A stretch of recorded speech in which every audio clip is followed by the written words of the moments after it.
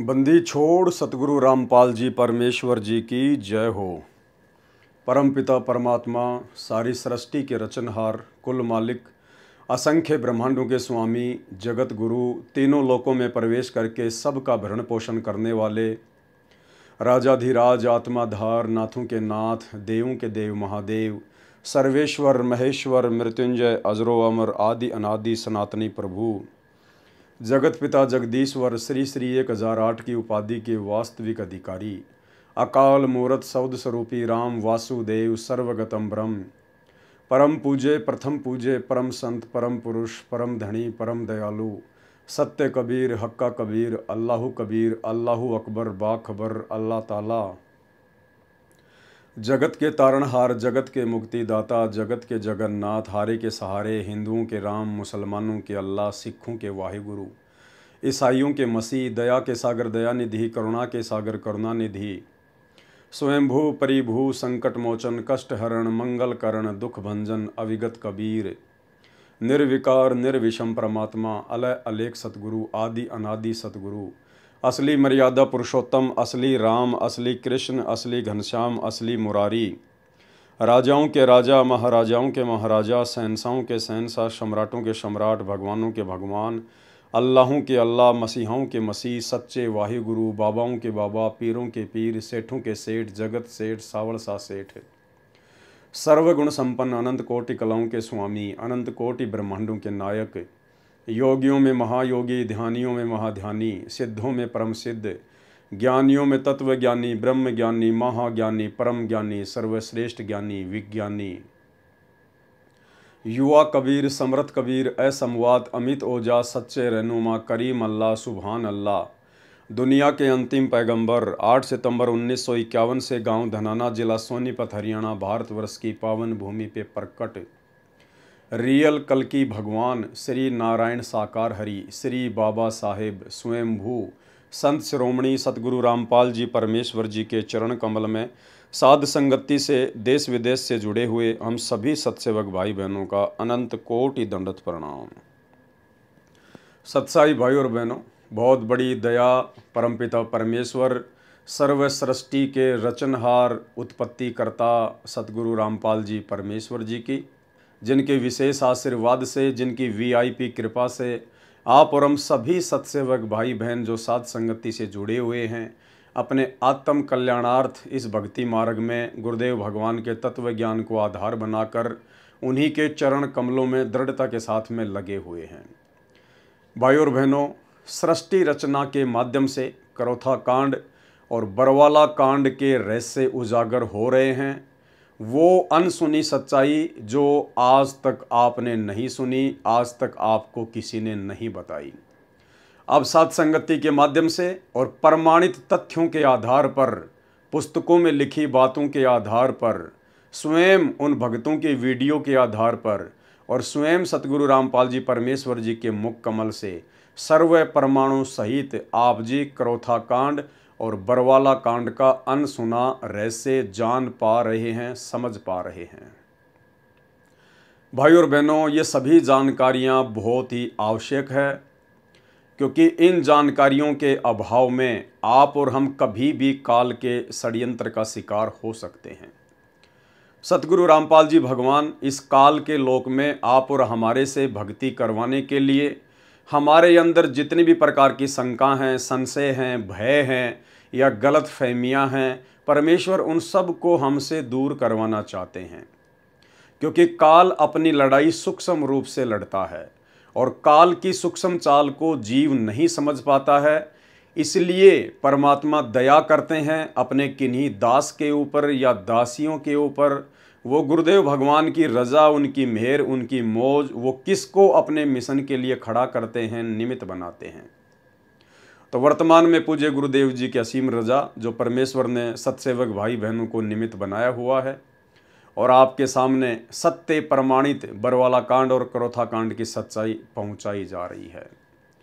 क्योंकि भाई और बहनों, आप और हम दो कोटि के जीव हैं, दो कोटि के प्राणी हैं। आप और हम कभी भी काल के षड्यंत्र में फंसकर भ्रमित हो सकते हैं। इसके लिए परमात्मा कोई भी गुंजाइश अब साध संगतियों के माध्यम से नहीं छोड़ेंगे।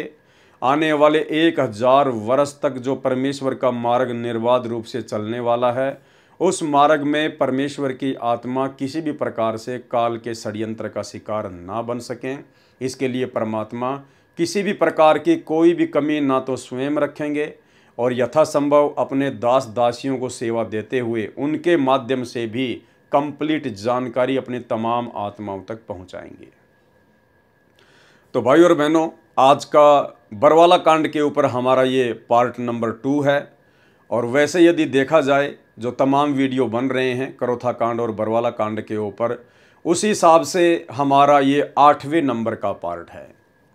और दास आपसे रिक्वेस्ट करेगा, प्रार्थना करेगा, यदि आप जी डायरेक्ट ये 8वां पार्ट देख रहे हैं, आज पहली बार यदि आप जुड़ रहे हैं, तो यदि आपने 1 नंबर पार्ट से वीडियो देखने शुरू नहीं किए हैं तो आप जी को कुछ भी समझ में नहीं आने वाला है, क्योंकि हर एक वीडियो की कड़ी हर एक पहले वाली वीडियो से जुड़ी हुई है। जब तक आप पार्ट नंबर 1 से सारे वीडियो देखते हुए नहीं आएंगे, तब तक आपको बीच में से कोई भी वीडियो सही प्रकार से समझ में नहीं आएगा। तो आप जी 1 नंबर पार्ट से देखना शुरू करें। और ये वीडियो देखने के लिए आप फेसबुक पर पेज को सर्च करें, पवन दास इज़ लाइव, वहाँ पर आपको सभी वीडियो मिलेंगे। इसके अलावा इस वीडियो के ऊपर जो टाइटल है उसमें भी आपको लिंक दिए हुए मिल जाएंगे। आप जी लिंक ओपन करके भी सारे पार्ट देख सकते हैं। तो भाई और बहनों, कल हमारा पहला नंबर का वीडियो था बरवाला कांड के ऊपर। परमात्मा ने एक प्रकार से भूमिका बनवाई और भूमिका के माध्यम से आप जियों को इतना तो ज़रूर समझ में आ गया होगा कि बरवाला कांड 2014 जो हुआ है, उस बरवाला कांड को करवाने के पीछे ना ही तो किसी प्रकार से किसी आर्य समाजी का हाथ है, ना किसी आर्य समाजी संस्था का हाथ है और ना ही प्रशासन का कोई हाथ है। बरवाला कांड 2014 के पीछे यदि किसी का हाथ है तो सतलोक आश्रम मैनेजमेंट हरियाणा का हाथ है। सतगुरु रामपाल जी परमेश्वर जी के कलयुगी परिवार का हाथ है। सतलोक आश्रम में रहने वाले स्टेट कोऑर्डिनेटरों का हाथ है। सतलोक आश्रम में रहने वाले उन बड़े बड़े भक्तों का हाथ है जो अपने गुरुदेव भगवान को समझ नहीं पाए, पहचान नहीं पाए, कबीर परमात्मा के रूप में अपने गुरु की पहचान कर नहीं पाए और काल प्रेरित होकर मर्यादा तोड़ते रहे। और गुरु को मानुष मानने के चलते उन्होंने गुरु के साथ में रहते हुए अपनी मनमानियां शुरू कर दी। और उन्हीं मनमानियों के तहत इन लोगों ने सन 2010 में सतलोक आश्रम बरवाला में सतगुरु रामपाल जी परमेश्वर जी के छोटे कलयुगी भाई महेंद्र ने राष्ट्रीय समाज सेवा समिति नाम का एक काल प्रेरित मनवस संगठन खड़ा कर दिया। और राष्ट्रीय समाज सेवा समिति में केवल ज़्यादातर उन्हीं लोगों को जोड़ा गया जो लोग सतगुरु रामपाल जी परमेश्वर जी से ज़्यादा सतगुरु रामपाल जी के छोटे भाई महेंद्र की गुलामी करते थे, चापलूसी करते थे।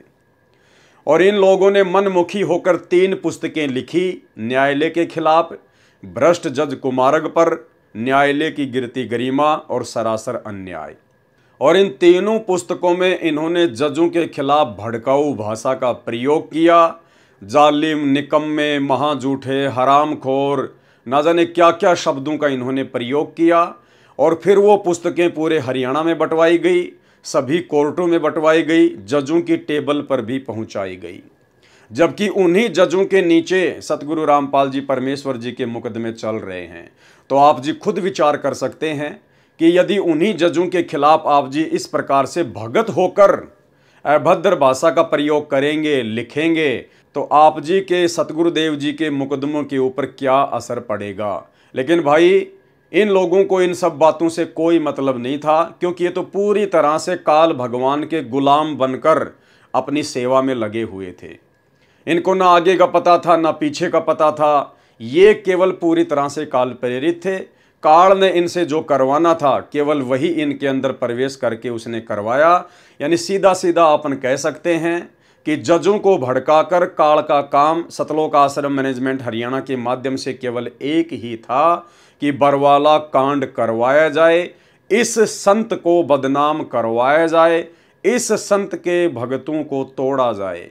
और वो काम उस काल ने बखूबी गुरुदेव के पूरे मैनेजमेंट को निमित्त बनाकर करवा दिया। उसके बाद बरवाला कांड हो जाता है। पूज्य गुरुदेव भगवान निर्दोष होते हुए भी अपने ही सतलोक आश्रम मैनेजमेंट हरियाणा की नादानी, नासमझी, अज्ञानता और अहंकार के चलते उन लोगों ने जो बरवाला कांड जैसी घटना को प्रशासन के साथ पंगा लेके जो जन्म दिया, उसी बरवाला कांड के चलते सतगुरु रामपाल जी भगवान को फिर जेल जाना पड़ा। उनके ऊपर मर्डर का मुकदमा लगा, देशद्रोह का मुकदमा लगा और फिर आगे चलकर अपने ही भक्तों की गलतियों के चलते सतगुरु रामपाल जी परमात्मा को देशद्रोह के मुकदमे में डबल आजीवन उम्र कैद की सज़ा मिली। खैर भाइयों और बहनों, ये बात अलग है कि ये स्वयं परमपिता परमेश्वर हैं, इनके ऊपर कोई भी उम्र कैद की सज़ा काम नहीं करती हैं, क्योंकि ये स्वयं स्वयंभू हैं, कबीर भगवान है। और जिस भगवान की कोई उम्र ही नहीं है, भला उनके ऊपर उम्र कैद की सज़ा क्या काम करेगी। खैर ये सब तो आने वाले समय में पूरी दुनिया को पता चलेगा, पूरी दुनिया देखेगी। वर्तमान में तो लोग इन बातों पर यकीन नहीं करेंगे। केवल चंद ही आत्माएं हैं जो इन बातों पर आंख बंद करके विश्वास कर सकती हैं, क्योंकि उन्हें अपने गुरुदेव भगवान की पहचान हो चुकी है कि सतगुरु रामपाल जी कोई मानुष नहीं है, कोई आम संत, आम व्यक्ति, आम साधु नहीं है। ये स्वयं अल्लाह अकबर हैं, जिन्होंने पूरी कायनात को रचा है, पूरी सृष्टि को रचा है। और आज ये परमेश्वर इस प्रकार की भूमिका करते हुए अपनी आत्माओं को इस शैतान के षड्यंत्र से बाहर निकालने के लिए 8 सितंबर 1951 से धरती पर प्रकट हैं। तो भाइयों और बहनों, कहने का मतलब है, यदि हमने इस भक्ति मार्ग पर सफल होना है तो हमने अपनों से सावधान होकर चलना पड़ेगा। जी हाँ, काल ने बरवाला कांड के लिए उन्हीं लोगों को निमित्त बनाया जिन लोगों पर लाखों की संगत अंधविश्वास किया करती थी। हालांकि संगत को अंधविश्वास, ब्लाइंड फेथ करना चाहिए था अपने गुरुजी पर, अपने गुरुजी के मुख कमल से बोली गई बातों पर और अपने गुरुदेव के सत्संगों पर। लेकिन नादान संगत ने ज्ञान को आधार ना बनाकर ब्लाइंड फेथ कर लिया गुरुदेव के बेटा बेटी, भाई बंधु, रिश्तेदारों पर, उन तमाम कोऑर्डिनेटरों पर, बड़े बड़े सेवादारों पर, जो कि सारे के सारे मर्यादा तोड़ने के चलते काल की गोद में बैठे हुए थे।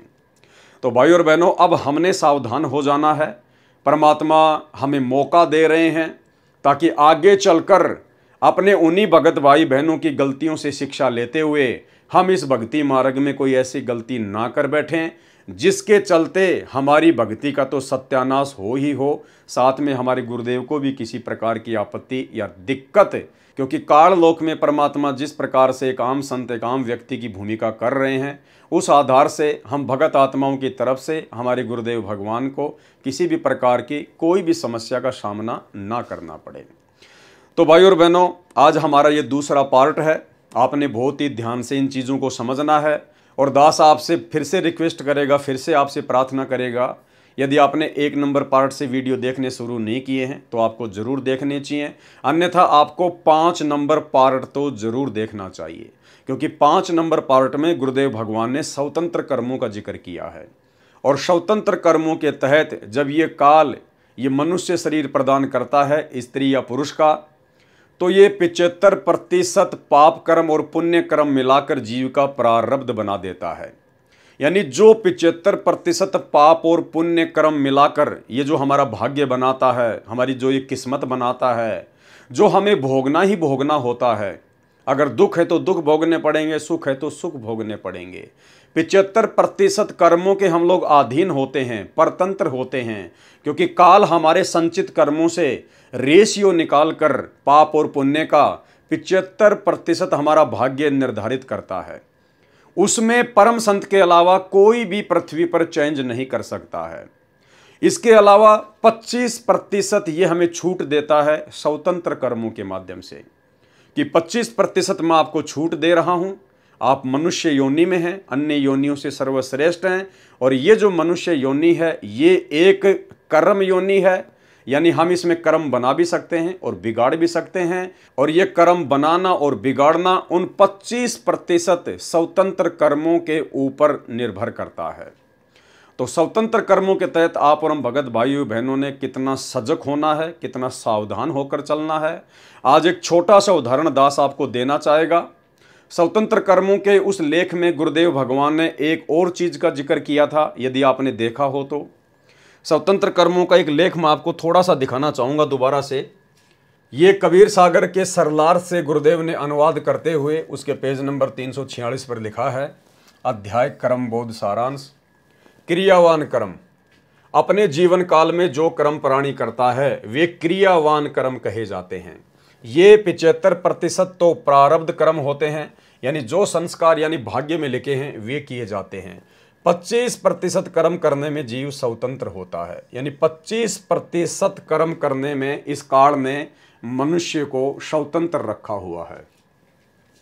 75% कर्म करने में जीव बाध्य है, क्योंकि काल के द्वारा हमारा जो भाग्य बनाया जाता है वो 75% कर्म तो हमें भोगने के लिए बाध्य होना पड़ता है, उनमें कोई चेंजमेंट नहीं होता सच्चे सतगुरु की शरण में आए बिना, क्योंकि वे प्रारब्ध में लिखे होते हैं, परतंत्र हैं। परंतु पूर्ण संत मिलने पर परिस्थिति बदल जाती है। प्रश्न कहते हैं कि जीव कर्म करने में स्वतंत्र है। उत्तर दिया गुरुदेव ने, जीव मात्र 25% कर्म तो स्वतंत्र रूप से करता है। अपने जीवन काल में 75% कर्म तो प्रारब्ध वाले करने में परतंत्र है, विवश है। केवल 25% कर्म करने में जीव स्वतंत्र है। परंतु पूर्ण संत मिलने के पश्चात परिस्थिति बदल जाती है। अब क्या है जो मेन पॉइंट है भाइयों और बहनों, वो हमने देखना है। फिर क्या बताया गुरुदेव भगवान ने, प्रारब्ध में सुसंगत तथा कुसंगत भी लिखी होती है। स्वतंत्र कर्म तो हैं जिनके माध्यम से हम अपने कर्म बना भी सकते हैं, बिगाड़ भी सकते हैं। एक और महत्वपूर्ण बात गुरुदेव भगवान ने लिखी है कि जीव के भाग्य में यानी उसकी किस्मत में, उसके प्रारब्ध में सुसंगत यानी अच्छी संगत तथा कुसंगत यानी बुरी संगत भी लिखी हुई होती है। अब ये कुसंगत क्या है, सुसंगत क्या है, और वर्तमान में भक्ति मार्ग में इसका कितना बड़ा योगदान है, और कहां कहां जीव इसका फायदा उठा रहे हैं और कहां कहां जीव हानि उठा रहा है। आज एक पीला पर्चा सतलोक आश्रम मैनेजमेंट हरियाणा की तरफ से निकाला गया है। पीला पर्चा दास आपको दिखाना चाहेगा। ये पीला पर्चा है, सत साहेब जय बंदी छोड़ की सतगुरुदेव की जय। दिनांक 29 सितंबर 2024, समय 8:20। सभी भगत आत्माओं को सूचित किया जाता है कि सतगुरुदेव जी का आदेश आया है कि भगत लक्ष्मी नारायण दास कथावाचक, ये जो लक्ष्मी नारायण दास जी हैं, ये पहले मथुरा या फिर वृंदावन में ये बहुत बड़े कथावाचक थे, और बाद में इनको ज्ञान गंगा पुस्तक प्राप्त हुई। इन्होंने गहराई से परमात्मा की पुस्तक को पढ़ा, और ये इतनी अच्छी आत्मा थी कि इन्होंने अपना कथा वाचन का कार्य ही समाप्त कर दिया कि भाई मैं तो परमात्मा का दोषी बन रहा हूँ, परमात्मा की आत्माओं को गुमराह करके, मुझे तत्व ज्ञान नहीं है, मैं ये कथा करने का अधिकारी नहीं हूँ। तो इन्होंने कथावाचक का कार्य छोड़ दिया, जबकि भाइयों और बहनों ये कोई आम कार्य नहीं है। आम प्राणी, आम जीव ये डेयर नहीं कर सकता, ये साहस नहीं कर सकता, लेकिन इस पुण्यात्मा ने ये काम किया। भगत लक्ष्मी नारायण दास कथावाचक, सनोप श्री राधे श्याम जी, पता जयपुर रोड, सैनी धर्मकाटा, थाना गाजी, जिला अलवर, राजस्थान की सभी आश्रमों से, सभी नामदान केंद्रों से तथा सत्संगों में नो एंट्री की जाती है। कारण क्या बताया सतलोक आश्रम मैनेजमेंट हरियाणा ने, मर्यादा का पालन न करने के कारण इनकी नो एंट्री की गई है। यह फ्रॉड करता है, पैसे ठगता है, ये बहुत बड़ा ठग है, इसको रुपए नहीं देना है, इसके झांसे में नहीं आना है। ये हैं भगत लक्ष्मी नारायण दास जी। ये पीला पर्चा आपने देख लिया। एक छोटा सा इंटरव्यू भी मैं आपको भगत लक्ष्मी नारायण दास जी का दिखाता हूं, जो कि इन्होंने सतलोक आश्रम धनाना में अपना इंटरव्यू दिया था। सुनिए। नमस्कार जी। नमस्कार जी। आपका शुभ नाम क्या है जी? मेरा शुभ नाम है, वैसे पहले तो लोग, अब तो लक्ष्मी नारायण दास पड़ गया है, और पड़ गया क्या, दास ही हो गया ये मान लीजिए आप। लेकिन पहले जो लोग जानते थे वो परम श्रद्धेय श्री लक्ष्मी नारायण जी महाराज जी के नाम से जानते थे, क्योंकि मैं कथावाचक हूँ। वृंदावन में आश्रम रहा है मेरा, और उसके बाद में यानी कि कथा करता था मैं, काफ़ी साल हो गए करते करते, करीबन 16-17 साल की उम्र में कथा करने लगा हूँ। ये सर आप जो ज्ञान गंगा पुस्तक लिए हुए हैं, तो आज आप क्या संत रामपाल जी महाराज जी के भगत हैं? जी, मैं करीबन यानी कि 29 यानी कि फरवरी को जुड़ा हूँ। अच्छा, तो सर आप कथावाचक थे, तो आपको ऐसा कि इस ज्ञान गंगा पुस्तक में क्या मिला जो परमात्मा संत रामपाल जी भगवान के आज आप शिष्य बन गए? इस ज्ञान गंगा जो गीता ये संत रामपाल जी ने जो निकाली है, सबसे बड़ी बात तो कि जीव हमारी जाति है, मानव धर्म हमारा, हिंदू मुस्लिम सिख ईसाई धर्म नहीं कोई न्यारा। कारण सबसे पहली बात तो ये है कि सबको एक समान है यहाँ इनकी नज़रों में, और कोई जाति का भेदभाव नहीं है। और यहाँ कलेक्टर या गरीब हो अमीर हो, सबको एक नज़र से देखा जाता है, और एक नज़र से और एक जैसा ही स्वागत होता है। ये नहीं कि उसके लिए अलग से कमरा रूम फिट कर दिया इसी का, ऐसा कुछ नहीं है। यहाँ ये भी देखा है इनके बारे में। और दूसरी बात ये है कि जो ज्ञान गंगा गीता जो थी ये मेरे सामने आई, क्योंकि मैं मंडावर जा रहा था मेहंदीपुर बालाजी के लिए, तो वहाँ कुछ भगत जगत हमें मिले, तो सभी ने हमारा स्वागत किया। तो वहाँ जैसे ही कुछ 2 संत आ रहे थे, वो भगत आ रहे थे संत रामपाल जी के, उन्होंने सत साहब बोला, तो हमने सत साहब जब सुना तो हम समझ गए कि ये तो संत रामपाल जी के शिष्य हैं, तो ये मगजमारी मारेंगे, ये कहाँ से आ गए। लेकिन वो तो सेल्फ स्टार्ट, इनके शिष्य तो सेल्फ स्टार्ट है एकदम, फिर बोलना चालू कर दिया। फिर इन्होंने जानकारी करी, शांत गीता लेके आए थे, गीता प्रेस वाली गोरखपुर वाली, उस गीता के बारे में यानी कि बताया, ब्रज के बारे में यानी कि लिखा था आना, और संत रामपाल जी की जो पुस्तकों में और गीता में पढ़ा तो उसमें लिखा है जाना। तो हम बस वहीं हमारा दिमाग ठनक गया कि बताओ, हम तो चक्कर में पड़ रहे थे कि मात्र भगवान श्री कृष्ण को ही सर्वेश्वर मान बैठे अपने आप में कि यही हैं, और फिर इसके ब्रह्मा विष्णु महेश और फिर आदिशक्ति यानी दुर्गा निरंजन तक सीमित थे। इससे आगे तो और भी है। तो सर आपने ज्ञान गंगा पुस्तक से और भगवान कौन कौन है इसके बारे में क्या जाना? यहाँ भाई कुल मिला के यही है कि कबीर जी जो हैं, ये हम पहले तो कवि समझते थे, और मतलब यानी कि बहुत तीव्र बुद्धि वाले, और मानते थे इसको, क्योंकि हम छोटे छोटे थे तो ऐसी वाणी बोली है। तो भाई और बहनों, आपने पीला पर्चा पढ़ लिया और भगत लक्ष्मी नारायण दास जी का इंटरव्यू भी देख लिया। अब भाई और बहनों, ये सब कुछ क्यों हुआ? इतना सब कुछ इनके समझ में आने के बावजूद इन्होंने ऐसे कर्म करने प्रारंभ क्यों किए? हालांकि मुझे नहीं पता कि ये वास्तव में पैसे ठग रहे हैं या नहीं ठग रहे हैं, मेरे पास में इस बात का कोई प्रमाण नहीं है। लेकिन सतलोक आश्रम मैनेजमेंट हरियाणा ने ये पीला पर्चा निकाला है, वो अपनी तरफ से कह रहे हैं ये बात कि ये व्यक्ति लोगों से पैसे ठगने लग गया, भक्तों से, ये बहुत बड़ा ठग है, ये फ्रॉड करता है। तो ये सतलोक आश्रम मैनेजमेंट हरियाणा की स्टेटमेंट है, उनका कहना है। और बाकायदा लक्ष्मी नारायण दास जी की इन्होंने फोटो भी लगाई है और पूरा इनका जिक्र किया है, पूरा इनका एड्रेस लिखा हुआ है। भाई और बहनों, इतनी अच्छी आत्मा जो अपने हजारों चेलों को छोड़कर सतगुरु रामपाल जी भगवान के हिसार जेल में रहते सहते उनके ज्ञान को आधार बनाकर उनका चेला बन जाए, ये कोई सामान्य आत्मा नहीं हो सकती है। और सतगुरुदेव भगवान से जुड़ने के बाद, इन आश्रमों से नाम उपदेश लेने के बाद और काफी समय तक सतलोक आश्रम मैनेजमेंट हरियाणा की संगति करने के बाद भी इस आत्मा ने आखिर ऐसी गलती क्यों की? क्यों इस आत्मा की सभी आश्रमों से नो एंट्री की गई? भाई और बहनों, कारण है प्रारब्ध कर्मों में लिखी हुई सुसंगत और कुसंगत। क्या कहा गुरुदेव भगवान ने? प्रारब्ध में यानी भाग्य में सुसंगत तथा कुसंगत भी लिखी होती है।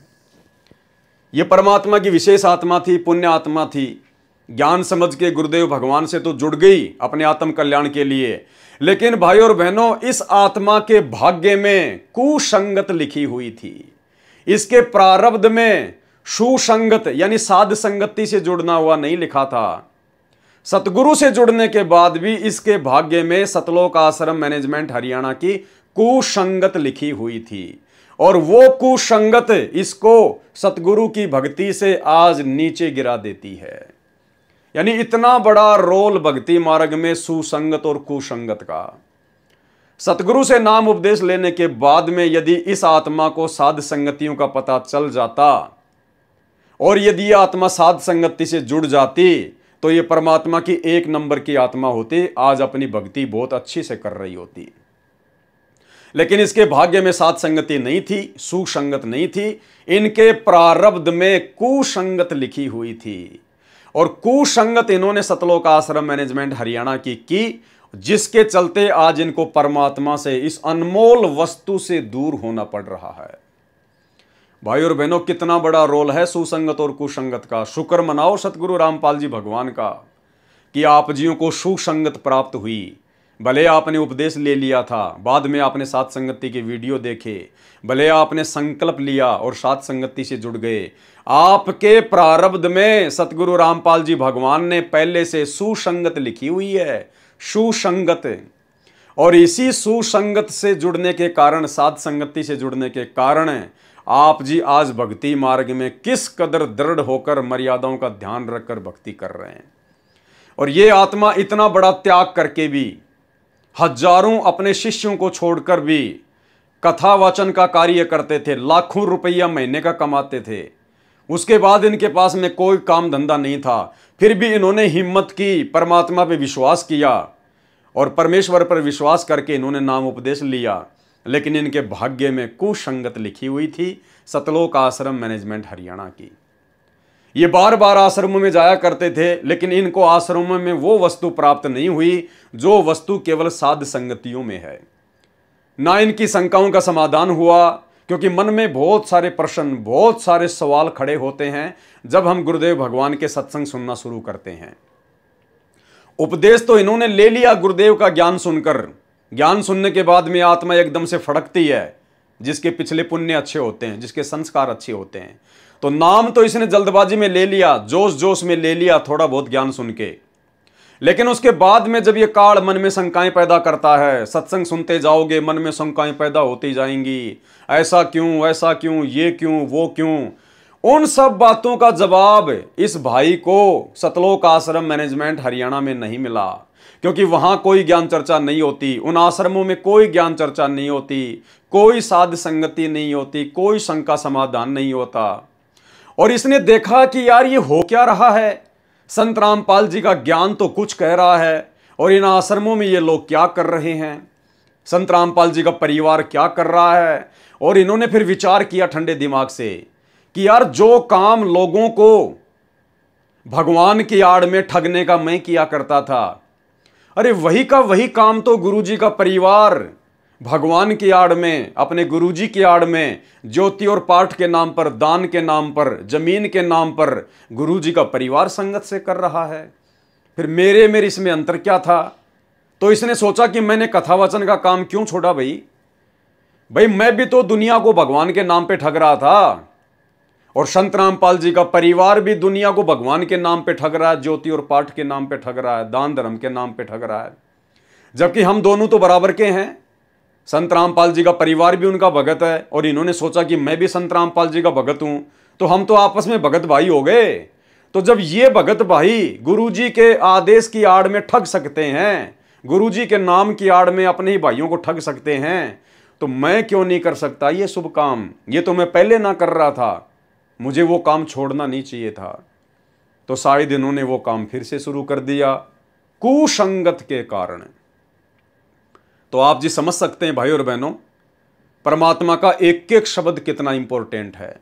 जो गुरुदेव ने जो स्वतंत्र कर्म हैं, जो कर्म बोध हैं, उसके अंदर जो लिखा है कि प्रारब्ध में सुसंगत तथा कुसंगत का भी असर पड़ता है। प्रारब्ध में सुसंगत तथा कुसंगत भी लिखी होती है। तो इस भाई के भाग्य में सतगुरु की शरण में आना तो लिखा ही लिखा था, साथ में सतलोक आश्रम मैनेजमेंट हरियाणा की काल एजेंटों की कुसंगत भी लिखी हुई थी। और इसी कुसंगत के चलते आज ये परमात्मा से दूर हो चुका है। और आने वाले समय में भाई और बहनों इसी प्रकार से जिन जिन की बैटरी डिस्चार्ज होती चली जाएगी, क्योंकि वर्तमान में तो किसी की भक्ति बन नहीं रही है। सतलोक आश्रम मैनेजमेंट हरियाणा के साथ में जितने भी लोग जुड़े हैं, चाहे लाखों चाहे करोड़ों, उनकी केवल बैटरी चल रही है, उनके पुण्य चल रहे हैं। उनकी वर्तमान भक्ति नहीं चल रही है, वर्तमान में गुरुदेव का आशीर्वाद उनके साथ में नहीं है, क्योंकि उन आत्माओं से तो इतने भक्ति विरुद्ध कुकर्म करवा दिए गए हैं सतलोक आश्रम मैनेजमेंट हरियाणा के द्वारा।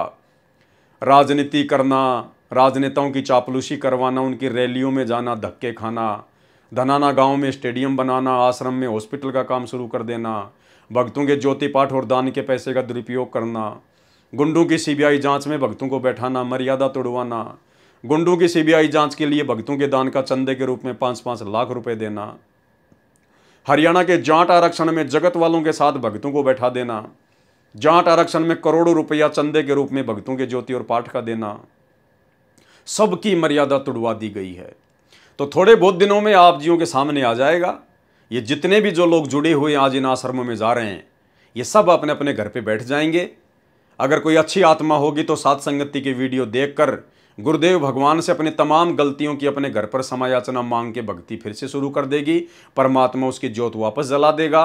अन्यथा ये सब अपने घर पर बैठेंगे, कोई भक्ति से दूर हो जाएगा, कोई दूसरे पंथ में चला जाएगा, तो कोई अपनी उसी परंपरागत पूजा पाठ में लग जाएगा। तो इस भाई के भाग्य में ये कुसंगत लिखी हुई थी, और कुसंगत का कितना बड़ा कुप्रभाव इनके ऊपर पड़ा, आज ये परमात्मा से दूर हो चुके हैं।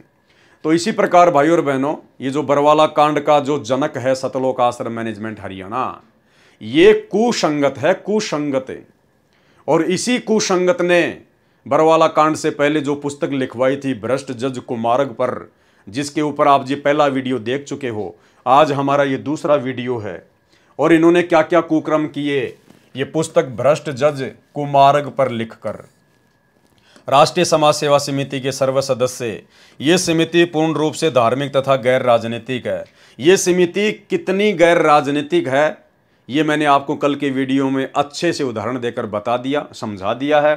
अब हम इस पुस्तक पर आगे बढ़ेंगे और देखेंगे कि और क्या क्या गलतियां सतलोक आश्रम मैनेजमेंट हरियाणा ने गुरुदेव भगवान के आश्रम में रहते सहते की, क्या क्या इन्होंने मनमानियां की।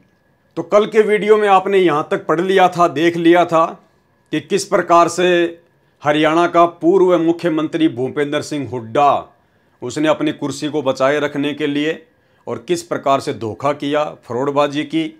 और सतलोक आश्रम मैनेजमेंट हरियाणा फिर 2019 में उसी भूपेंद्र सिंह हुड्डा को दोबारा से मुख्यमंत्री बनाने के लिए गुरुदेव भगवान के नाम की आड़ में पीले पर्चे निकाल के संगत की मर्यादा तोड़वाता है, हरियाणा की संगत से भूपेंद्र सिंह हुड्डा को वोट डलवाता है, उसका समर्थन करवाता है।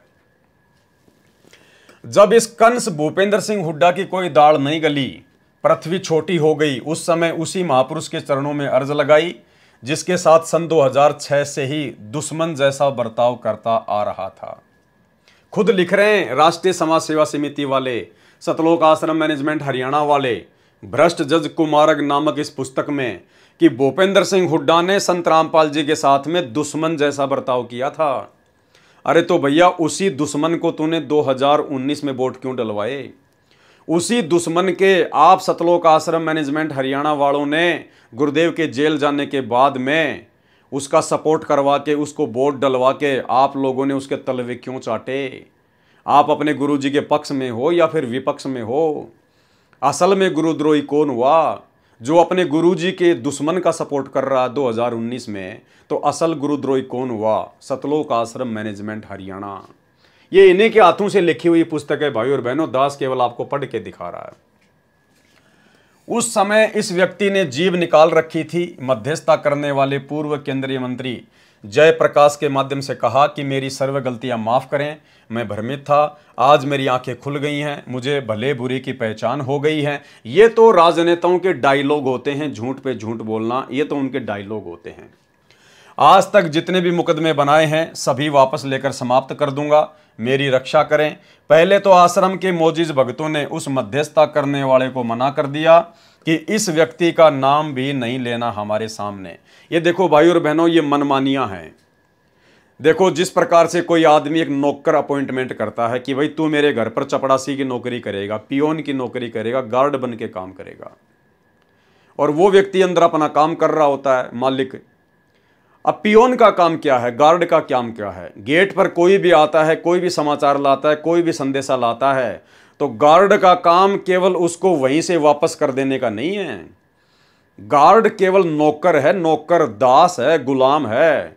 उसका काम है जो भी संदेशा आया है किसी का भी, वो अपने मालिक तक पहुंचाए और मालिक का जो जवाब हो वो वापस उसको पहुंचाए।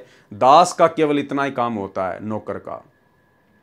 जबकि भूपेंद्र सिंह हुड्डा ने अपने मीडिएटर के माध्यम से जब गुरुजी से माफ़ी मांगनी चाहिए, गुरुजी से मिलना चाहा, तो सतलोक आश्रम मैनेजमेंट हरियाणा के मोजिज भक्तों ने, यानी मुख्य भक्तों ने अपने आप ही सलाह मशवरा करके और मना कर दिया कि हम उस व्यक्ति से नहीं मिलना चाहते।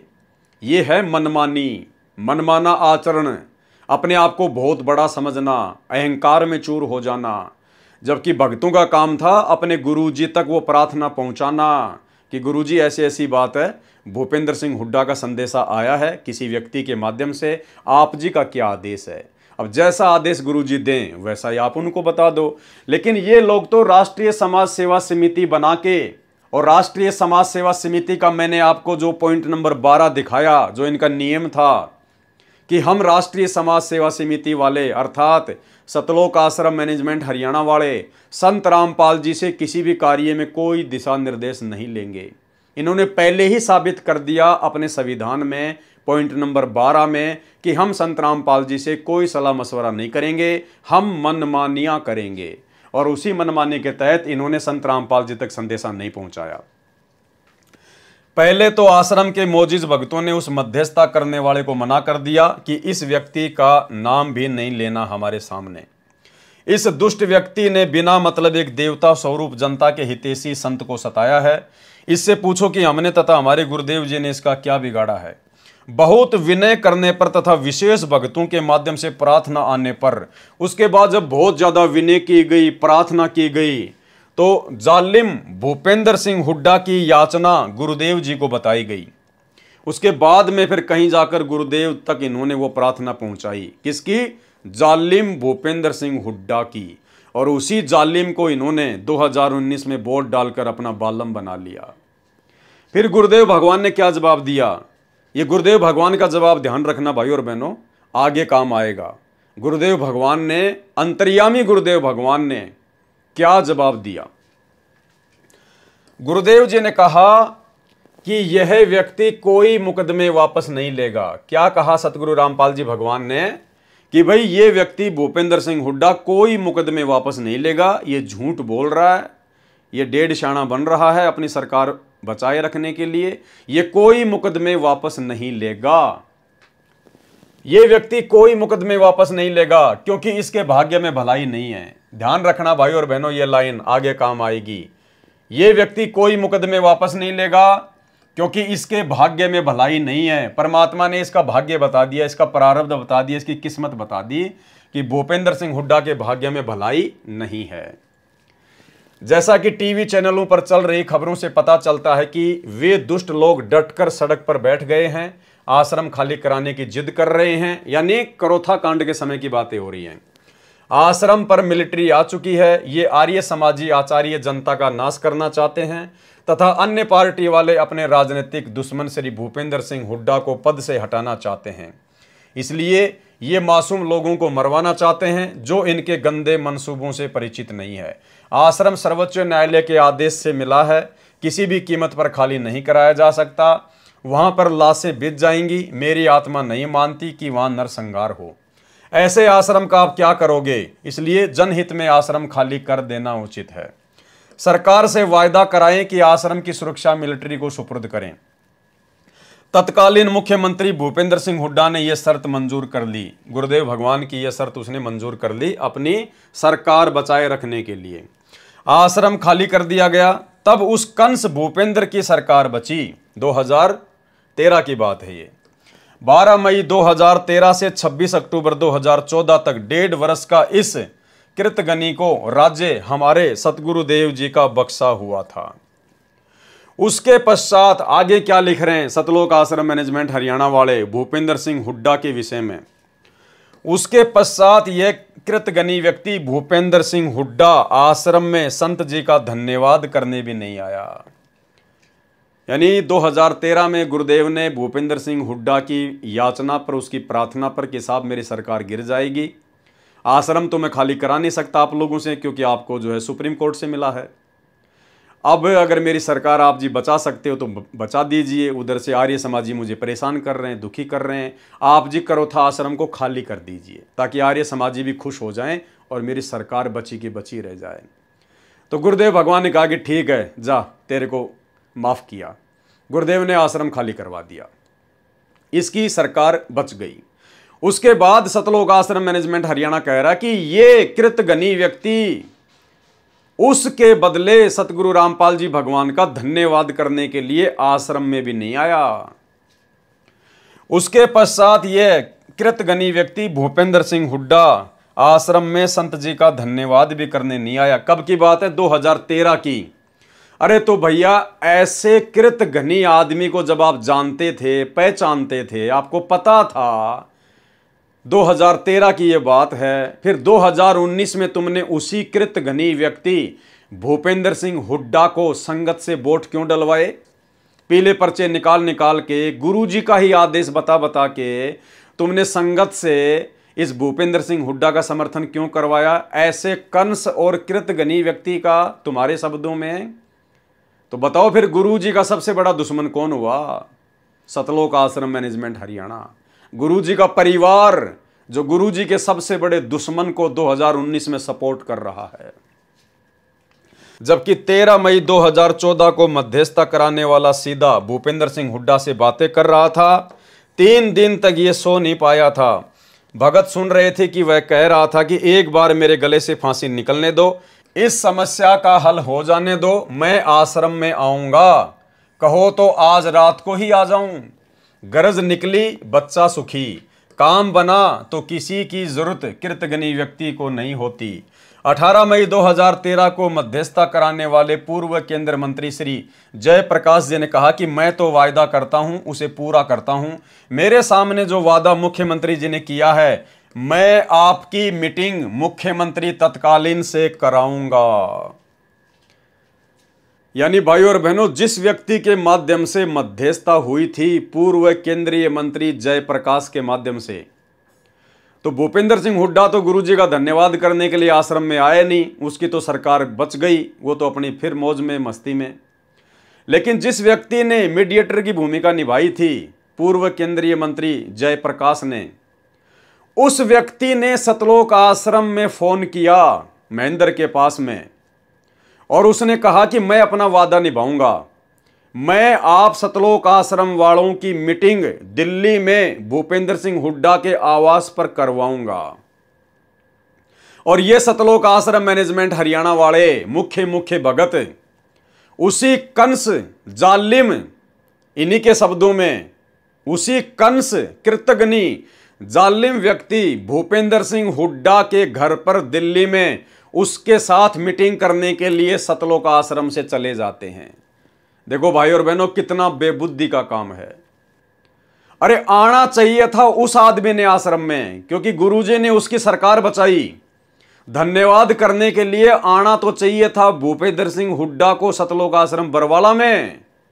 भाई फिर ये लोग क्यों जा रहे हैं दिल्ली में? ये सतलोक आश्रम मैनेजमेंट हरियाणा वाले दिल्ली में क्यों जा रहे हैं उसे मीटिंग करने? तुम्हारा क्या स्वार्थ था? लेकिन भाई और बहनों, ये भी पूरी तरह से राजनीतिक व्यक्ति, वो भी राजनीतिक, सतलोक आश्रम मैनेजमेंट हरियाणा भी राजनीतिक, ये राष्ट्रीय समाज सेवा समिति वाले भी राजनीतिक, टोटल अपनी मनमानियां करते थे। इनको क्या आवश्यकता थी दिल्ली जाने की, उस व्यक्ति से मीटिंग करने की? तुम्हारा क्या स्वार्थ था? और कौन कौन व्यक्ति गए भाई और बहनों, देखना।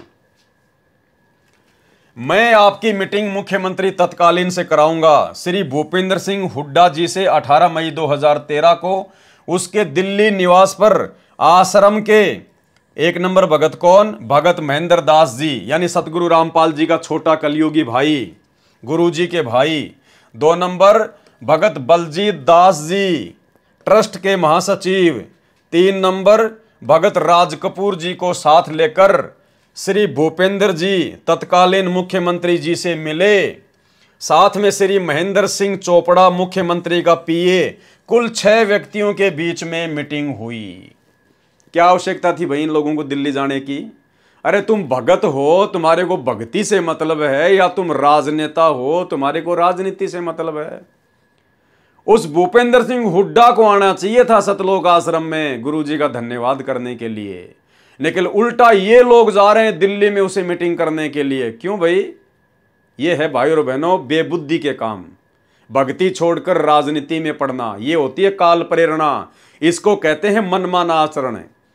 क्योंकि इन्हीं राष्ट्रीय समाज सेवा समिति वालों ने जब राष्ट्रीय समाज सेवा समिति बनाई तो दास ने आपको दिखाई दिया उसका पॉइंट नंबर 12, जिसमें इन्होंने साफ साफ लिखा है कि हम राष्ट्रीय समाज सेवा समिति वाले संत रामपाल जी से किसी भी कार्य में कोई दिशा निर्देश नहीं लेंगे। और 2013 की ये बात है, और 2014 में फिर बरवाला कांड हो जाता है।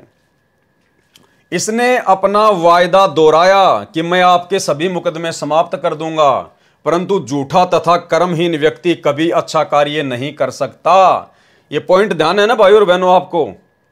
जब ये लोग दिल्ली गए मीटिंग करने आश्रम वाले, तो भूपेंद्र सिंह हुड्डा ने कहा कि मैं वायदा करता हूं कि आपके सभी मुकदमे हटा दूंगा, लेकिन उसके बाद भी उसने कोई मुकदमे नहीं हटाए। उसके बाद ये सतलोक आश्रम वाले क्या लिख रहे हैं? परंतु झूठा तथा कर्महीन व्यक्ति कभी अच्छा कार्य नहीं कर सकता। झूठा तथा कर्महीन व्यक्ति कभी भी अच्छा कार्य नहीं कर सकता। अरे ये बात तो तुम्हारे को गुरुजी ने पहले ही बोल दिया था।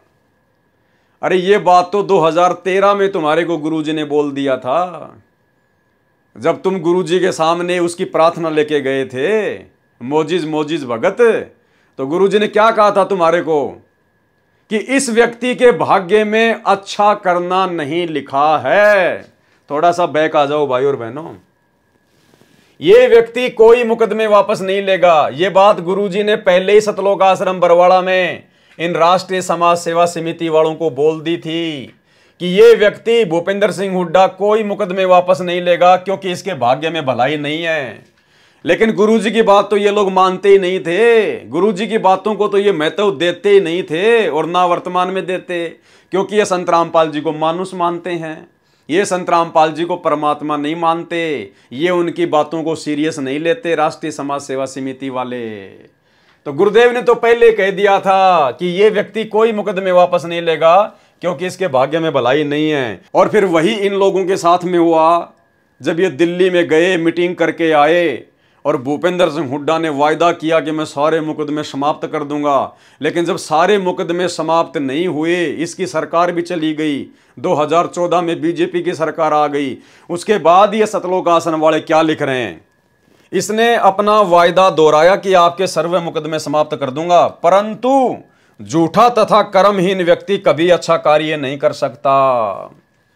क्यों भैया? गुरुजी की बातों पे यकीन कर लेते और दिल्ली मीटिंग करने ना जाते तो तुम्हारा समय बचता, तुम्हारा पैसा बचता, तुम्हारी मर्यादा बचती। लेकिन तुम लोग गुरुजी को तो परमात्मा मानते ही नहीं। गुरुजी को तो गुरु ही नहीं मानते तुम, परमात्मा तो बहुत दूर की बात है। ये है भाई और बहनों मनमानिया। एक समय सतलोक आश्रम बरवाड़ा में करोथा कांड के मुकदमों के सिलसिले में दिल्ली से एक भगत है जो वकील भी है, सुरेश। वो उन्हीं मुकदमों के सिलसिले में जम्मू कश्मीर गया हुआ था। गर्मी का महीना था, दुखी होके आश्रम में आया, क्योंकि ये सतलोक आश्रम मैनेजमेंट वाले उसका कोई विशेष सपोर्ट नहीं कर रहे थे। तो जब वो सतलोक आश्रम बरवाड़ा में आया तो सतगुरु रामपाल जी भगवान हॉल में बैठे हुए थे चेयर पर। कुछ एक भगत उनके पास में थे, और वहीं पर ये महेंद्र, रामनिवास छावड़ा और ये मुख्य जो भगत थे, रामकुमार ढाका, बलजीत वगैरह, ये सारे वहीं बैठे हुए थे। एक भगत उनके चरणों की सेवा कर रहा था कोई। इतने में सुरेश जी आ जाते हैं, गुरुदेव को दंडवत प्रणाम करते हैं और दुखी मन से वहीं उनके चरणों में बैठ जाते हैं।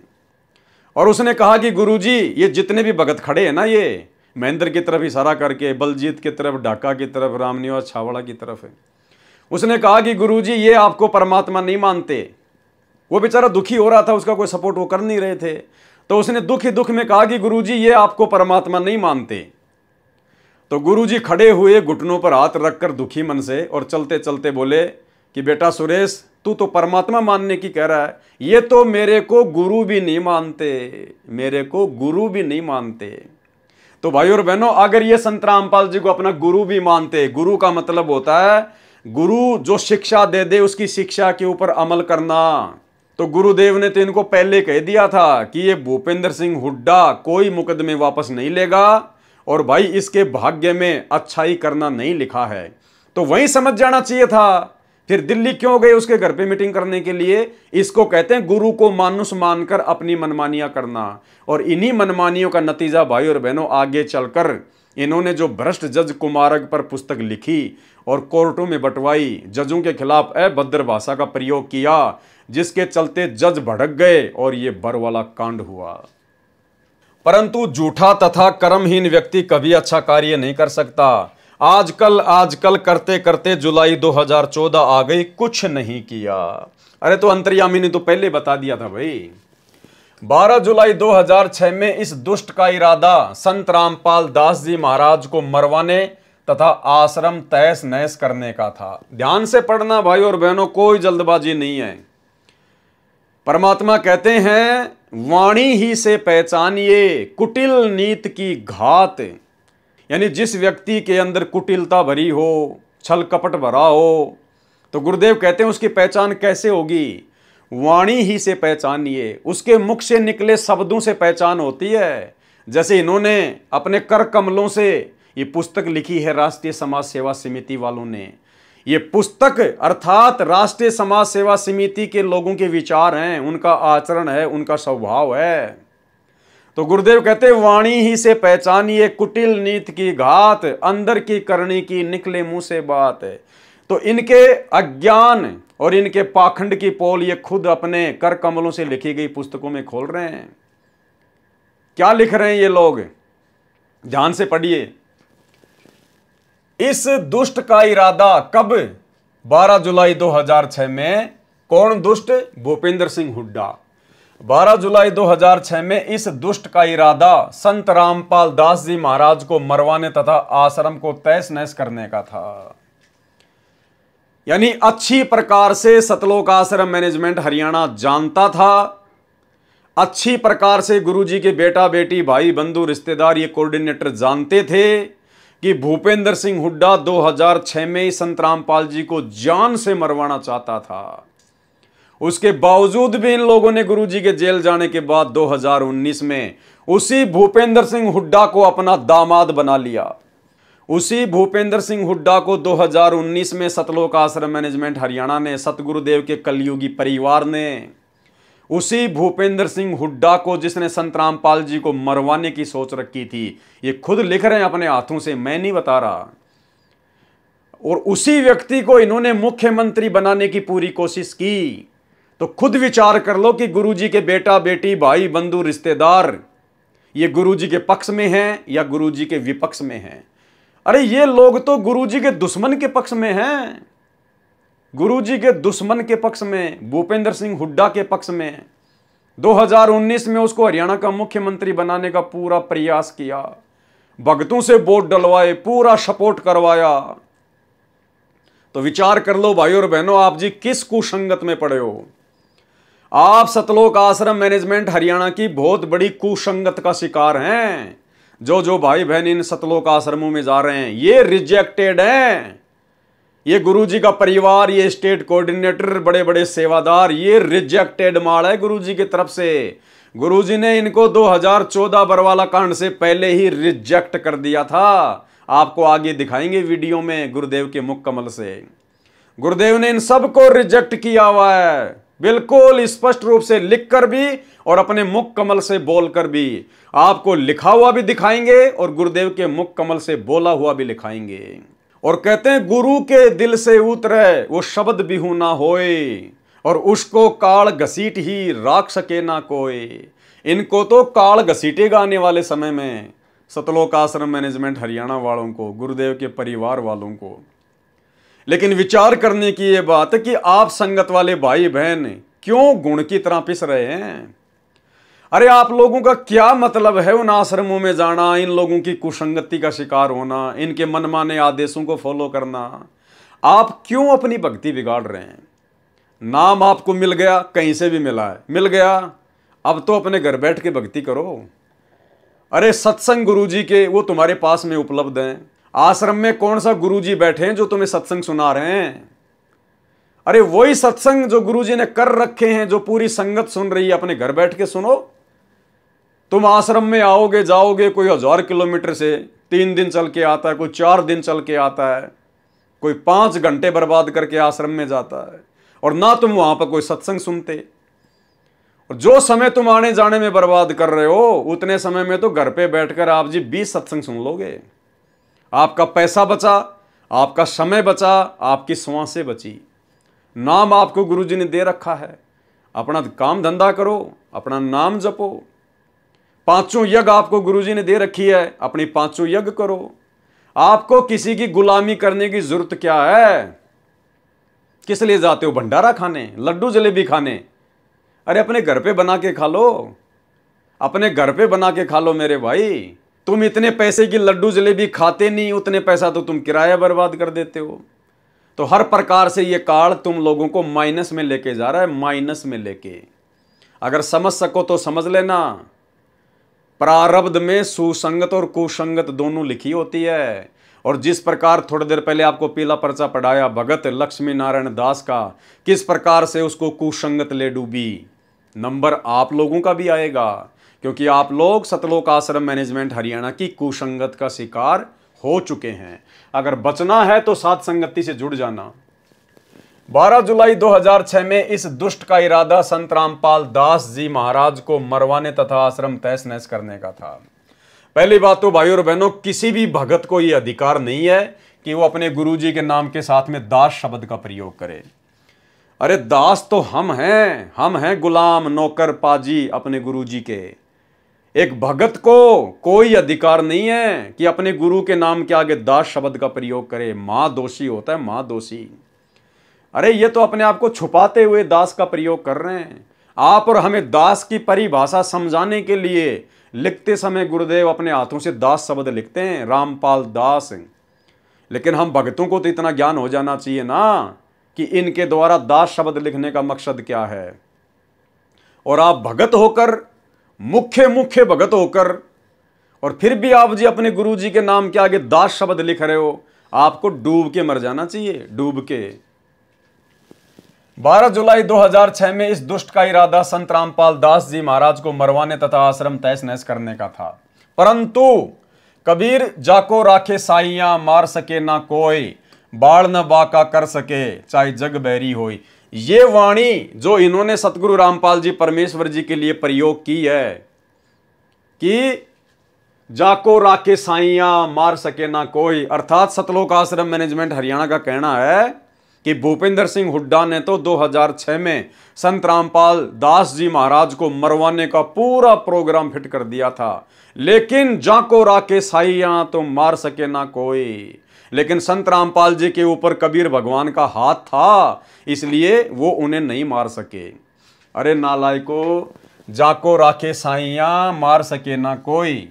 अरे साईं तो स्वयं सतगुरु रामपाल जी भगवान है। यहां पर आपने ये वाणी यूज नहीं करनी चाहिए थी। अरे ये वाणी तो हम भक्तों के लिए है। हम भक्तों के ऊपर जब कोई आपत्ति आती है, कोई परेशानी आती है, कोई दुख आता है, तो ये वाणी तो आप और हमारे लिए है कि जाको राखे साइयां, मार सके ना कोई। जिस आत्मा के ऊपर उस साईं सतगुरु रामपाल जी परमेश्वर जी की, इस कबीर भगवान की, इस सच्चे साई की दया दृष्टि होगी, उसका कोई बाल भी बाका नहीं कर पाएगा। अरे ये वाणी तो आप और हम जैसे 2 कोड़ी के भक्तों के लिए है, और तुमने ये वाणी प्रयोग कर दी सतगुरु रामपाल जी के लिए, यानी जाको राखे साइयां, मार सके ना कोई। अर्थात संत रामपाल जी के ऊपर तो उस साईं का, कबीर जी का हाथ है, इसलिए उनका कोई बाल भी बाका नहीं कर पाया। तो तुम अपने गुरु जी को क्या समझ रहे हो? कबीर या कबीर का गुलाम या कबीर का नौकर, इसी को कहते हैं भाई और बहनों गुरु को मानुष मानना। इसलिए तो गरीबदास जी ने बार बार कहा था कि गुरु मानुष कर जानते वो नर कहिए अंध, ओवे दुखी संसार में आ गए यम के फंद। और परमात्मा कहते हैं भगत को कितना ज्ञान है, कितना वो अपने गुरु को पहचान पाया है। कहते हैं साधु शब्दा परखिए और दुख पड़े घरनार, सूर वीर जद जानिए जब रण बाजे तलवार। यानी साधु शब्दा परखिए, यानी भगत की पहचान उसके शब्दों से होती है। तो ये सतलोक आश्रम मैनेजमेंट हरियाणा वाले भगत, इनकी पहचान इन्हीं के हाथों से लिखी गई पुस्तकों से ये खुद ही करवा रहे हैं कि हम संत रामपाल जी को क्या समझते हैं। केवल मानुष माना इन्होंने सतगुरु रामपाल जी परमात्मा को, और गुरु को मानुष मानने वाली आत्मा ही इतनी बड़ी बड़ी गलतियां कर सकती हैं जो इन्होंने की 2014 बरवाला कांड में। मीडिया को अपने प्रभाव में लेकर संत जी तथा सतलोक आश्रम करोथा को इतना बदनाम करा दिया कि आम जनता भी संत जी से घृणा करने लगी। जिस भूपेंद्र सिंह हुड्डा ने संत रामपाल जी को इतना बदनाम करवाया, 2006 में इतना बदनाम करवाया कि आम जनता भी संत रामपाल जी के नाम से हरियाणा में नफरत करने लगी। और उसी भूपेंद्र सिंह हुड्डा को 2019 में संत रामपाल जी के परिवार ने अपना दामाद बना लिया, अपना बाप बना लिया। खुद तो सपोर्ट किया सो किया, बाकी संगत के भी कर्म फुड़वा दिए। ऐसे व्यक्ति को वोट डलवाकर, ऐसे व्यक्ति का संगत से समर्थन करवाकर। तो भाई और बहनों, विचार कर लो काल का दूत कौन है संगत में। संत रामपाल जी के ये सतलोक आश्रम मैनेजमेंट हरियाणा वाले, उनके परिवार वाले दुश्मन है या उनके मित्र हैं? सबसे बड़ा गुरुद्रोही कौन है? संत जी तथा सतलोक आश्रम करोथा को इतना बदनाम करा दिया कि आम जनता भी संत जी से घृणा करने लगी। परंतु सत्य को कुछ दिन दबाया जा सकता है, मिटाया नहीं जा सकता। ठीक इसी प्रकार तुम्हारी बकवाद आज पूरी संगत के सामने उजागर हो रही है। तुम्हारे ही हाथों से लिखी गई ये पुस्तक भ्रष्ट जज कुमार्ग पर आज तुम्हारे विचार, तुम्हारे इरादे, तुम्हारा अज्ञान, तुम्हारी घटिया सोच कि तुम गुरुजी को क्या मानते थे, आज भी क्या मान रहे हो, तुम्हारे हाथों से लिखी गई पुस्तकों से सबके सामने आ रही है। परंतु सत्य को कुछ दिन दबाया जा सकता है, मिटाया नहीं जा सकता। आज 28 अक्टूबर 2014 तक भूपेंद्र सिंह हुड्डा जमीन से नीचे गड्ढे में गिरा है। राज रहित है। संत रामपाल जी तथा उनका सत्य ज्ञान आज शिखर में है। प्रतिमा 25,000 अनुयायी बन रहे हैं। झूठे मुकदमे झूठे ही होते हैं। भूपेंद्र सिंह हुड्डा तत्कालीन मुख्यमंत्री ने वकीलों से कहा कि जल्दी जल्दी सजा कर दो। बताओ, इनको यहां तक भी पता है कि संत रामपाल जी को जल्दी जल्दी सजा करने के लिए जजों पर दबाव किसने डाला? भूपेंद्र सिंह हुड्डा ने। और ऐसे व्यक्ति को इन्होंने 2019 में वोट डाल के अपना बाप बना लिया। तो सोचिए, ये आश्रम वाले आपके गुरुजी के साथ में हैं या आपके गुरुजी के विरुद्ध हैं? इसको कहते हैं कुसंगत। ये संगत में सबसे बड़ी गंदगी है सतलोक आश्रम और सतलोक आश्रम मैनेजमेंट हरियाणा वर्तमान वाले। झूठे मुकदमे झूठे ही होते हैं। भूपेंद्र सिंह हुड्डा तत्कालीन मुख्यमंत्री ने वकीलों से कहा कि जल्दी जल्दी सजा कर दो। उनके वरिष्ठ वकील श्री रण सिंह कादियान ने कोर्ट से निकलते समय अपने साथी वकील से कहा कि इस मुकदमे में धांस भी नहीं है, अर्थात कुछ भी नहीं है, यह मुकदमा बनता ही नहीं, ठीक से बनाना चाहिए था। इसके पश्चात श्री भूपेंद्र सिंह हुड्डा ने अपने मुख्यमंत्री पद का प्रभाव डालकर जजों को सजा करने की सुपारी देनी शुरू कर दी। जिस व्यक्ति ने आपके गुरुजी को सजा करवाने के लिए जजों को सुपारी देनी शुरू कर दी, कौन लिख रहा है? गुरुजी का परिवार लिख रहा है, आश्रम मैनेजमेंट लिख रहा है, मुख्य सेवादार लिख रहे हैं अपने हाथों से। और उसी भूपेंद्र सिंह हुड्डा को, जिसने आपके गुरुजी को सजा करवाने के लिए जजों को सुपारी दी, उसी व्यक्ति की गोद में 2019 में इन्होंने संगत को बैठा दिया। 2019 के चुनाव में उसी कांग्रेस पार्टी के भूपेंद्र सिंह हुड्डा को जिताने के लिए गुरुजी के परिवार ने कमर तोड़ कोशिश की। अब आप खुद ही सोच लेना भाई और बहनों, आप जी सुसंगत में हो या फिर कुसंगत में हो। जिसकी अधिक जानकारी पत्र और पुस्तक सच बनाम झूठ तथा न्यायालय की गिरती गरिमा में लिख चुके हैं। 12 जुलाई 2014 में एक षड्यंत्र और रचा। अब सतलोक आश्रम मैनेजमेंट हरियाणा वाले कह रहे हैं, गुरुजी के बेटा बेटी भाई बंधु रिश्तेदार क्या कह रहे हैं कि जुलाई 2014 में इस भूपेंद्र सिंह हुड्डा ने संत रामपाल जी के खिलाफ एक और षड्यंत्र रचा। क्या? इसी क्रम में सेशन जज सुशील कुमार गुप्ता रोहतक कोर्ट को भी संत रामपाल दास जी को सजा करने की सुपारी देकर रोहतक कोर्ट में भेजा। यानी इसी भूपेंद्र सिंह हुड्डा ने संत रामपाल जी के मुकदमों में जल्दी से सजा करने की सुपारी देकर जज सुशील कुमार गुप्ता को रोहतक की कोर्ट में लगा दिया। इतना सब कुछ इन लोगों को पता है, गुरुजी के परिवार वालों को, और उसके बाद भी इन्होंने उसी भूपेंद्र सिंह हुड्डा को मुख्यमंत्री बनाने के लिए अपनी चप्पलें तोड़ दी। इन्होंने संगत का पैसा भी बर्बाद किया, संगत से वोट भी डलवाए, संगत से सपोर्ट भी करवाया। अरे कौन है असली गुरुद्रोही भाई और बहनों? कितनी बार लिख चुके हैं ये लोग, खुद अपने हाथों से लिख रहे हैं। अगर पवन दास लिखे, पवन दास बताए तो कोई यकीन नहीं करे। खुद गुरुजी का परिवार सतलोक आश्रम मैनेजमेंट हरियाणा अपने हाथों से लिख रहा है, और उसी व्यक्ति को, गुरुजी के सबसे बड़े शत्रु को, फिर 2019 में इन्होंने अपने सिर पर बैठा लिया। तो ये सतलोक आश्रम मैनेजमेंट हरियाणा कौन है? इसीलिए दास बार बार कहता है कि गुरुजी के बेटा बेटी भाई बंधु रिश्तेदार और गुरुजी का भाई और ये कोऑर्डिनेटर, ये काल की तरफ से धरती पर सीधे सीधे उसके विशेष एजेंट हैं। ये सतगुरु रामपाल जी भगवान की संगत को तहस नहस करने के लिए, उनको बदनाम करने के लिए काल ने भेजे। और तुम लोगों को नादानी में लगता है कि सतलोक आश्रम मैनेजमेंट हरियाणा तो ज्ञान प्रचार कर रहा है। सतलोक आश्रम मैनेजमेंट हरियाणा ने तो बहुत सारे आश्रम खोल दिए, रक्तदान दे दान करवा रहा है, पाठ करवा रहा है, जगह जगह आश्रम खोल रहा है। तुम सोच रहे कि भाई ये गुरुजी के खिलाफ कैसे है? अरे भाई, अगर कोई मंत्री जिसको 10 करोड़ रुपए मिलते हैं काम करवाने के लिए, अगर वो 10 के 10 करोड़ रुपए खा जाएगा तो जनता भड़क नहीं जाएगी, जनता समझ नहीं जाएगी? तो वो कुछ प्रतिशत तो लगाएगा विकास के कार्यों में, तभी तो खा पाएगा। तो इसी प्रकार भाई और बहनों, जैसे जब ईस्ट इंडिया कंपनी भारत में आई, जब अंग्रेजों का शासन था, उस समय भी चापलूस जनता बहुत होती थी, जो स्वतंत्रता सेनानियों का, जो कि अंग्रेजों की सच्चाई बताया करते थे, उन स्वतंत्र सेनानियों का विरोध करती थी, और अंग्रेज जो हमारे देश को लूट रहे थे उनको अच्छा बताया करती थी। और जब हम सत्सेवकों की तरह जगह जगह जाकर वो स्वतंत्रता सेनानी लोगों को जागरूक किया करते थे कि भाई ये अंग्रेज हमारे देश को लूट रहे हैं, ये कोई विकास नहीं कर रहे, तो वो क्या कहते थे चापलूस लोग, पता है कि क्यों मूर्ख बना रहे हो तुम? ये अंग्रेज देखो भारत में रेलवे लाइन बिछा रहे हैं, इन अंग्रेजों ने बड़े बड़े बंदरगाह बना दिए, इन अंग्रेजों ने बड़ी बड़ी डामर की पक्की सड़कें बना दी है, बड़े बड़े स्कूल बना रहे हैं, बड़े बड़े पानी के जहाज बना रहे हैं, इन्होंने देखो कितनी सेना हिंदुस्तान में लाके खड़ी कर दी, और तुम कह रहे हो कि अंग्रेज भारत देश का विकास नहीं कर रहे।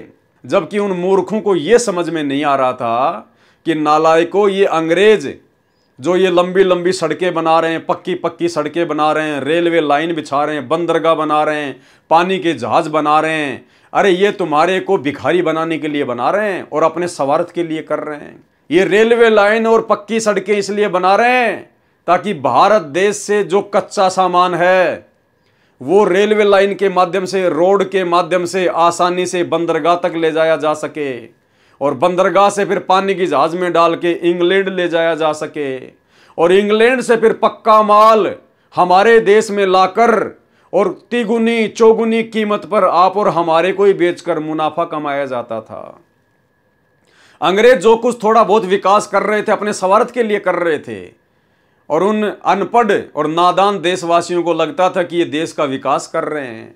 तो भाई इसी प्रकार ये जो सतलोक आश्रम मैनेजमेंट हरियाणा जो जगह जगह जो ये आश्रम खोल रहा है ना, ये अपने स्वार्थ के लिए खोल रहा है। और ये आश्रम, ये करोड़ों रुपए के आश्रम, ये अपने बाप दादाओं की जमीन बेच के या अपनी औरतों के गहने बेच के नहीं बनवा रहे। अरे तुम ही लोगों के खून पसीने की कमाई चूस चूस के बना रहे हैं। तुम लोग इनको फ्री के मजदूर मिले हुए हो, इनका क्या लग रहा है? कुछ नहीं लग रहा, इनके तो पांचों उंगली घी में है। मूर्ख बन रहा तो कौन बन रहा है? तुम बन रहे हो। मर्यादा टूट रही है तो किसकी टूट रही है? तुम लोगों की टूट रही है। तो नादानो, ये तुम्हारे को लूट रहा है काल प्रेरणा से, तुम्हारी मर्यादाएं खंडित करवाई जा रही हैं, तुम्हारा ही जूता और तुम्हारे सिर पे मारा जा रहा है, तुम्हारे पैसे से ये राजनीति कर रहे हैं और तुम्ही से राजनीति करवा कर, राजनेताओं का सपोर्ट करवा कर तुम्हारी मर्यादा तुड़वाई जा रही है। तुम्हारे पैसों से 50-50 लाख रुपए के बैडमिंटन के स्टेडियम बनवाए जा रहे हैं धनाना गांव में। अरे तुम्ही भक्तों के पैसों से, इन कुपात्रों ने तुमसे पैसा लिया, तुमने इन कुपात्रों को दान दिया, और तुम्हारे दान का दुरुपयोग अभी ये स्टेडियम बनाने में कर रहे हैं, हॉस्पिटल बनाने में कर रहे हैं, गांव वालों के लिए बसें बनाने में, गुंडों की सीबीआई जांच में, हरियाणा के जाट आरक्षण में। तुम्हारा ही पैसा, तुम्हारा ही जूता तुम्हारे सिर पे मारा जा रहा है, और फिर भी तुम्हें लगता है कि ये गुरुजी के मिशन को आगे बढ़ा रहा है। इन्होंने तो गुरुजी के मिशन की अपनी तरफ से तो ऐसी तैसी करके रख दी है। ये ज्ञान गंगा पुस्तक बांटना और बंटवाना, 2-4 टीवी चैनल पे सत्संग चला देना, केवल यही गुरुजी के मिशन को आगे बढ़ाना नहीं है। अरे परमात्मा भगत बनाने आए हैं, मजदूर तो बहुत है परमात्मा के पास में। भगवान को मजदूरों की जरूरत नहीं है, भक्तों की जरूरत है। तो भाई और बहनों, अगर आप इनकी कुसंगति से निकल सकते हो तो निकल जाओ। जब तक गुरुजी नहीं आते हैं तब तक ज्ञान को आधार बनाओ, साथ संगति से जुड़ के अपने गुरु को भगवान बनाओ और घर को आश्रम बनाओ। अन्यथा ऐसे जाओगे इस धरती से जैसे गधे के सिर से सींग जाते हैं। तो इसी क्रम में सेशन जज सुशील कुमार गुप्ता रोहतक कोर्ट को भी संत रामपाल दास जी को सजा कराने की सुपारी देकर रोहतक कोर्ट में भेजा। यानी तुम्हारे गुरुजी के दुश्मन को इसने 2019 में वोट डलवाए, जिसने संत रामपाल जी के मुकदमों में सजा करवाने के लिए रोहतक कोर्ट में स्पेशल जज नियुक्त किया। कुछ विशेष श्री सुशील कुमार गुप्ता जी हिसार शहर में कंज्यूमर कोर्ट में जज लगे थे। सूत्रों का कहना है, यानी इनके पास में कोई सबूत नहीं है, सतलोक आश्रम मैनेजमेंट हरियाणा के पास में इस बात का सबूत नहीं है, इसलिए इन्होंने ये कहा सूत्रों का कहना है, यानी हवाई बात है। सूत्रों का कहना है कि श्री भूपेंद्र सिंह हुड्डा ने पहली शर्त रखी थी कि मेरा एक कार्य है, संत रामपाल जी महाराज का एक मुकदमा नंबर 198/2006 रोहतक कोर्ट में चल रहा है, उसमें 6 महीने के अंदर अंदर सजा होनी चाहिए। किसने कहा? भूपेंद्र सिंह हुड्डा ने। इसी शर्त पर सेशन जज सुशील कुमार गुप्ता ने सेशन जज लगते ही जुल्म ढाने शुरू किए, जिसकी संपूर्ण जानकारी कृपया पढ़ें पेज नंबर 25 से 39 पर। श्री भूपेंद्र सिंह हुड्डा ने हाईकोर्ट के भ्रष्ट जजों को अपना सहयोगी बना ही रखा था। सेशन जज सुशील कुमार गुप्ता ने संत रामपाल दास जी महाराज की कोर्ट में निजी तौर पर उपस्थिति होने से दिनांक 12/2/2014 को स्थायी हाजिरी माफी कर दी। इसने कोर्ट में ओपनली कहा था कि इस मुकदमा नंबर 198/2006 का निपटारा जल्दी करना है, इसलिए बार बार हाजिरी माफी की कोई आवश्यकता नहीं है। हमारे महाराज जी से एफिडेविट लेकर स्थायी हाजिरी माफी कर दी तथा छोटी छोटी तारीख लगाकर अपना वायदा पूरा करना चाहा। इस मुकदमे में 38 मुलजिम बना रखे हैं। भगत विजय दास, अब ध्यान से सुनना भाई और बहनों, भगत विजय दास मानसिक परेशानी के कारण कोर्ट में उपस्थित नहीं हो सका, जिस कारण से गवाहियां नहीं हो सकी। ये कौन है भगत विजय दास? ये वही व्यक्ति है जिसने क्रोथा कांड का रहस्य नामक पुस्तक लिखी थी। अब देखो भाई और बहनों, ये बड़े बड़े भगत आज मेंटल होके घूम रहे हैं। ये बड़े बड़े भगत आज मेंटल होके घूम रहे हैं। क्यों? क्योंकि इन्होंने मनमाना आचरण किया। क्रोथा कांड में भी मनमाना आचरण किया, गुरुजी की एक नहीं मानी, और बरवाला कांड भी मनमाना आचरण किया, गुरुजी की एक सलाह नहीं मानी। अंत में क्या नतीजा निकला? वो बसंत सैनी भी पागल, वर्तमान में रोहतक में उसका इलाज चल रहा है, मेंटल घोषित है, जो आप लोगों को सार शब्द देता है, सार नाम देता है इन आश्रमों में। और ये क्रोथा कांड का रहस्य नामक पुस्तक का लेखक भगत विजय दास, ये भी मानसिक परेशानी के कारण कोर्ट में उपस्थित नहीं हो सका। अरे संत रामपाल जी के भगत को काहे की मानसिक परेशानी? संत रामपाल जी का भगत तो उनसे उपदेश लेने के बाद में मानसिक परेशानी से बाहर निकलता है। और जिन बड़े बड़े भक्तों को बड़ा बड़ा भगत मान के ये नादान संगत उनकी कुसंगति करने जाती है उन आश्रमों में, अरे वो तो खुद मानसिक परेशानियों का शिकार है। अरे ये तो पागल बन के घूम रहे हैं, मेंटल हॉस्पिटल में इन लोगों का इलाज चल रहा है। तुम किन लोगों के पास जा रहे हो? किन पागलों के पास जा रहे हो तुम? ये खुद बड़े बड़े भगत अपने हाथों से लिख रहे हैं अपनी आप बीती। तो भैया घर बैठ के भक्ति कर लो, अगर भगवान चाहिए तो। नौटंकी करनी है तो बात अलग है। भगत विजय दास मानसिक परेशानी के कारण कोर्ट में उपस्थित नहीं हो सका, यानी वो घर से भाग गया, पागल हो गया। लोग उसको ढूंढ रहे थे लेकिन वो मिल नहीं रहा था, जिस कारण से वो कोर्ट में नहीं जा पाया, जिस कारण से गवाहियां नहीं हो सकी। जज महोदय तो अपनी सुपारी पूरी करने के लिए कटिबद्ध थे, इसलिए विजय के 2 जमानतियों पर 1-1 लाख रुपए का जुर्माना कर दिया तथा संत रामपाल जी महाराज की स्थायी हाजिरी माफी कैंसिल करके सर्वे भक्तों को जो इस झूठे मुकदमे में मुलजिम बना रखे हैं तथा संत रामपाल दास जी महाराज को जेल में डालने तथा शीघ्र अतिशीघ्र गवाही कराकर 1-2 महीने में अर्थात अक्टूबर से पहले विधानसभा चुनाव से पहले सजा करके सुपारी पूरी करनी चाहिए। उसी समय 5/6/2014 को हाईकोर्ट का भ्रष्ट जज सतीश कुमार मित्तल रोहतक कोर्ट में चेकिंग के बहाने अपना भ्रष्टाचार का हिस्सा लेने गया हुआ था। अब भाइयों बहनों बताओ, इस बात का इन लोगों को क्या पता कि वो दूसरा जज चेकिंग करने के बहाने दूसरे जज से रिश्वत लेने गया था, अपना हिस्सा लेने गया था। ये इस प्रकार की बेहुदी बातें जिनका कोई सबूत नहीं, कोई प्रमाण नहीं, इस प्रकार की बातें इस भ्रष्ट जज कुमारक नामक पुस्तक में लिख लिख कर इन्होंने जजों को खूब भड़काया है। सभी जजों को भड़काया इन्होंने, अच्छे से भड़काया, और भी भयंकर भयंकर कुशब्द उन जजों के लिए इन्होंने प्रयोग किए जो आगे आप जी पढ़ेंगे। और इसी भ्रष्ट जज कुमारक पुस्तक के कारण इन जजों ने सख्ताई करी 2014 में कि संत रामपाल जी चाहे जमीन के बंकर में क्यों ना छुपा हो, पकड़ के लेके आओ। वे जज इतनी ज्यादा ईर्ष्या करने लग गए संत रामपाल जी से, सतलोक आश्रम मैनेजमेंट हरियाणा की मनमानियों के कारण, इन लोगों के मनमाने आचरण के कारण। रोहतक कोर्ट में चेकिंग के बहाने अपना भ्रष्टाचार का हिस्सा लेने गया हुआ था। 6/6/2014 को स्थायी हाजिरी माफी कैंसिल कर दी तथा 14/7/2014 को जेल भेजने का षड्यंत्र रचा, परंतु परमात्मा जिसका रक्षक है उसका कौन क्या बिगाड़ सकता है। अरे फिर तुम क्यों परेशान हो रहे हो? अगर संत रामपाल जी का कोई परमात्मा रक्षक है, क्योंकि ये संत रामपाल जी के बारे में कह रहे हैं कि परमात्मा जिसका रक्षक है उनको उसका कौन क्या बिगाड़ सकता है। अरे भैया, जब संत रामपाल जी का रक्षक परमात्मा है तो तुम्हारे पेट में दर्द क्यों हो रहा है? फिर तुम क्यों इतनी भागादौड़ी कर रहे हो? तुम क्यों इतनी टेंशन ले रहे हो? फिर तुम क्यों जजों को भड़का रहे हो? ये अनाप शनाप पुस्तकें लिख रहे हो? एक तरफ तो तुम कह रहे हो कि जज चाहे कुछ भी कर ले, जिसका परमात्मा रक्षक है उसका कौन क्या बिगाड़ देगा, यानी तुम्हारे अनुसार संत रामपाल जी का रक्षक है वो कबीर है और संत रामपाल जी का कौन क्या बिगाड़ देगा। अरे भाई, जब तुम्हें पता है कि संत रामपाल जी का रक्षक परमात्मा है और परमात्मा के रहते सहते संत रामपाल जी का कोई जज कुछ भी नहीं बिगाड़ सकता, फिर तुम्हारे पेट में दर्द क्यों हो रहा है? फिर क्यों तुमने राष्ट्रीय समाज सेवा समिति बनाई? क्यों तुमने ये 3-3 पुस्तकें लिखी उन जजों के खिलाफ? क्यों ऐसे ऐसे अभद्र शब्द लिख के तुमने उन जजों को भड़काया? बरवाला कांड करने के लिए क्यों तुमने जजों को प्रेरित किया? बैठ के अपनी भक्ति करते ना, क्यों नौटंकी कर रहे थे फिर तुम?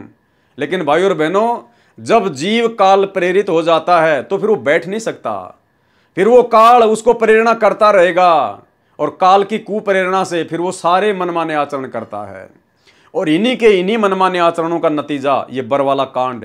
आज 10 साल से जो गुरुदेव भगवान जेल में बैठे हुए ना, अपने इन्हीं नालायक शिष्यों और अपने परिवार की महागलतियों के कारण, इन्हीं के अहंकार के चलते 6/6/2014 को स्थायी हाजिरी माफी कैंसिल कर दी तथा 14/7/2014 को जेल भेजने का षड्यंत्र रचा, परंतु परमात्मा जिसका रक्षक है उसका कौन क्या बिगाड़ सकता है। तत्कालीन मुख्यमंत्री सहित सर्व भ्रष्ट जजों को मुंह की खानी पड़ी। अधिक जानकारी आप जी इस पुस्तक में पढ़ें। भूपेंद्र सिंह हुड्डा झूठा तथा कृतघ्नी व्यक्ति है। कौन लिख रहा है? गुरुजी का परिवार, सतलोक आश्रम मैनेजमेंट हरियाणा वाले अपने खुद के हाथों से लिख रहे हैं कि भूपेंद्र सिंह हुड्डा झूठा तथा कृतघ्नी व्यक्ति है। फिर क्यों 2019 में उसी भूपेंद्र सिंह हुड्डा को अपना बाप बना लिया तुम लोगों ने? अरे उसी झूठे तथा कृतघ्नी व्यक्ति को तुमने क्यों वोट डलवाए? क्यों उसको मुख्यमंत्री बनाने का ठेका लिया, जो तुम्हारे गुरु का सबसे बड़ा दुश्मन है? तो भाई और बहनों, विचार कर लो, संत रामपाल जी के दुश्मन कौन है? सतलोक आश्रम मैनेजमेंट हरियाणा वाले, जो अपने गुरुजी के दुश्मन का सपोर्ट करते हैं। एक अन्य प्रमाण, जब अत्याचारी तत्कालीन मुख्यमंत्री भूपेंद्र सिंह हुड्डा जी सर्व ताकत असफल रही तो इसने मित्र बनकर अपने घटिया उद्देश्य में सफल होने की सोची। 18 जून को डीजीपी सीआईडी श्री अनंत सिंह ढुल का फोन भगत रविंद्र दास जी पूना वाले के पास आया, जो पहले से ही डीजीपी का मिलने वाला था। वही रविंद्र ढाका जिसकी 400-500 गाड़ियां चलती हैं, जिसका महाराष्ट्र में ट्रांसपोर्ट का काम है, उसके पास में फिर क्या हुआ? डीजीपी का फोन आया रविंद्र ढाका के पास में, जो कि संत रामपाल जी का भगत है। यानी फिर मुख्यमंत्री भूपेंद्र सिंह हुड्डा ने एक और चाल चली कि दूसरे तरीके से संत रामपाल जी के भक्तों को थोड़ा सा शांत किया जाए। 18 जून को डीजीपी सीआईडी श्री अनंत सिंह ढुल का फोन भगत रविंद्र दास जी पूना वाले के पास आया, जो पहले से ही डीजीपी का मिलने वाला था। अरे क्या मिलना भाई, काहे की यारी दोस्ती रिश्तेदारी? क्या मतलब था डीजी से, आईजी से, इनसे दोस्ती करने का? ये भक्ति मार्ग में चलता है क्या? भाई और बहनों, शिक्षा लेनी है, शिक्षा। देखो, जिसकी जैसी भावना होती है, जिसकी जैसे पिछले पुण्य होते हैं, संस्कार होते हैं, कर्म होते हैं, परमात्मा उसी आधार से उस आत्मा को वर्तमान में सुख देता है यहाँ के काल के। आप और हमारे भाग्य में यदि सुख हैं, ढेर सारे सुख हैं, तो भी अपने गुरुदेव भगवान से रोजाना यही विनती किया करो कि गुरुजी, यदि मेरे भाग्य में, मेरे संस्कार में आवश्यकता से ज्यादा इस काललोक के सुख हैं तो परमात्मा आप उनको कैंसिल कर देना। हे मालिक, मुझे तो इसी जन्म में सतलोक जाना है, मेरे परमात्मा साईं इतना दीजिए जिसमें कुटुंब समाव, हम भी भूखे ना रहें, साधु ना भूखा जाए। हे परमेश्वर, यदि इस काललोक में आवश्यकता से अधिक सुख हो गए तो परमात्मा में भक्ति कर ही नहीं पाऊंगा। मैं भक्ति पर लगा अवश्य रहूंगा, लेकिन मेरे भाव आपके चरणों में वैसे नहीं होंगे जिस भाव के चलते मेरी मुक्ति होनी हो। भाई और बहनों, विचार करो, जिस रविंद्र ढाका के 500 ट्रक चलते हों, जिस भगत के 500 कैंटर हों, इतना बड़ा ट्रांसपोर्ट का काम हो, जिस अकेले भगत के 500 ट्रक चलते हों, क्या वो भगत कभी भक्ति कर सकता है? क्या वो भगत इसी जन्म में सतलोक जा सकता है? अरे कितनी परेशानी झेल रहा होगा। अरे विचार करो, आप में से कितने भगत होंगे जिनके पास केवल एक ही टेम्पू होगा। एक टेम्पू, एक ट्रक का चौथा हिस्सा होता है एक टेम्पू। आप में से कितने भगत हैं जिनके पास खाली एक छोटा सा टेम्पू है, और उस टेम्पू को लेकर आप जी कितने परेशान रहते हैं। कभी पंचर हो गया, कभी पुलिस वाले ने पकड़ लिया, कभी उसकी फिटनेस करवानी, कभी उसके टायर बदलवाने, कभी इंजन ने काम मांग लिया, कभी आरटीओ ने पकड़ लिया, आज काम नहीं मिला। कितनी टेंशन रहती है आपको उस एक छोटे से टेम्पू को लेकर। और भाई, जिसके 500 ट्रक चलते हों, फिर उसको तो कहां कहां सेटिंग करनी पड़ती होगी। आरटीओ में बड़े बड़े अधिकारियों के साथ में उठना बैठना है, होली दिवाली पे उनको जो है वो गिफ्ट वगैरह देना, उनकी हर बात को मानना, चाहे मर्यादा टूटे या ना टूटे, क्योंकि भाई अपना धंधा चलाना है, ट्रांसपोर्ट का काम। और 500 ट्रक कोई भगत बन के थोड़ी चला सकता है। भगत बन के तो आप जी पूरी मर्यादा में रह के तो आप एक छोटा सा टेम्पू नहीं चला सकते वर्तमान में, एक टेम्पू।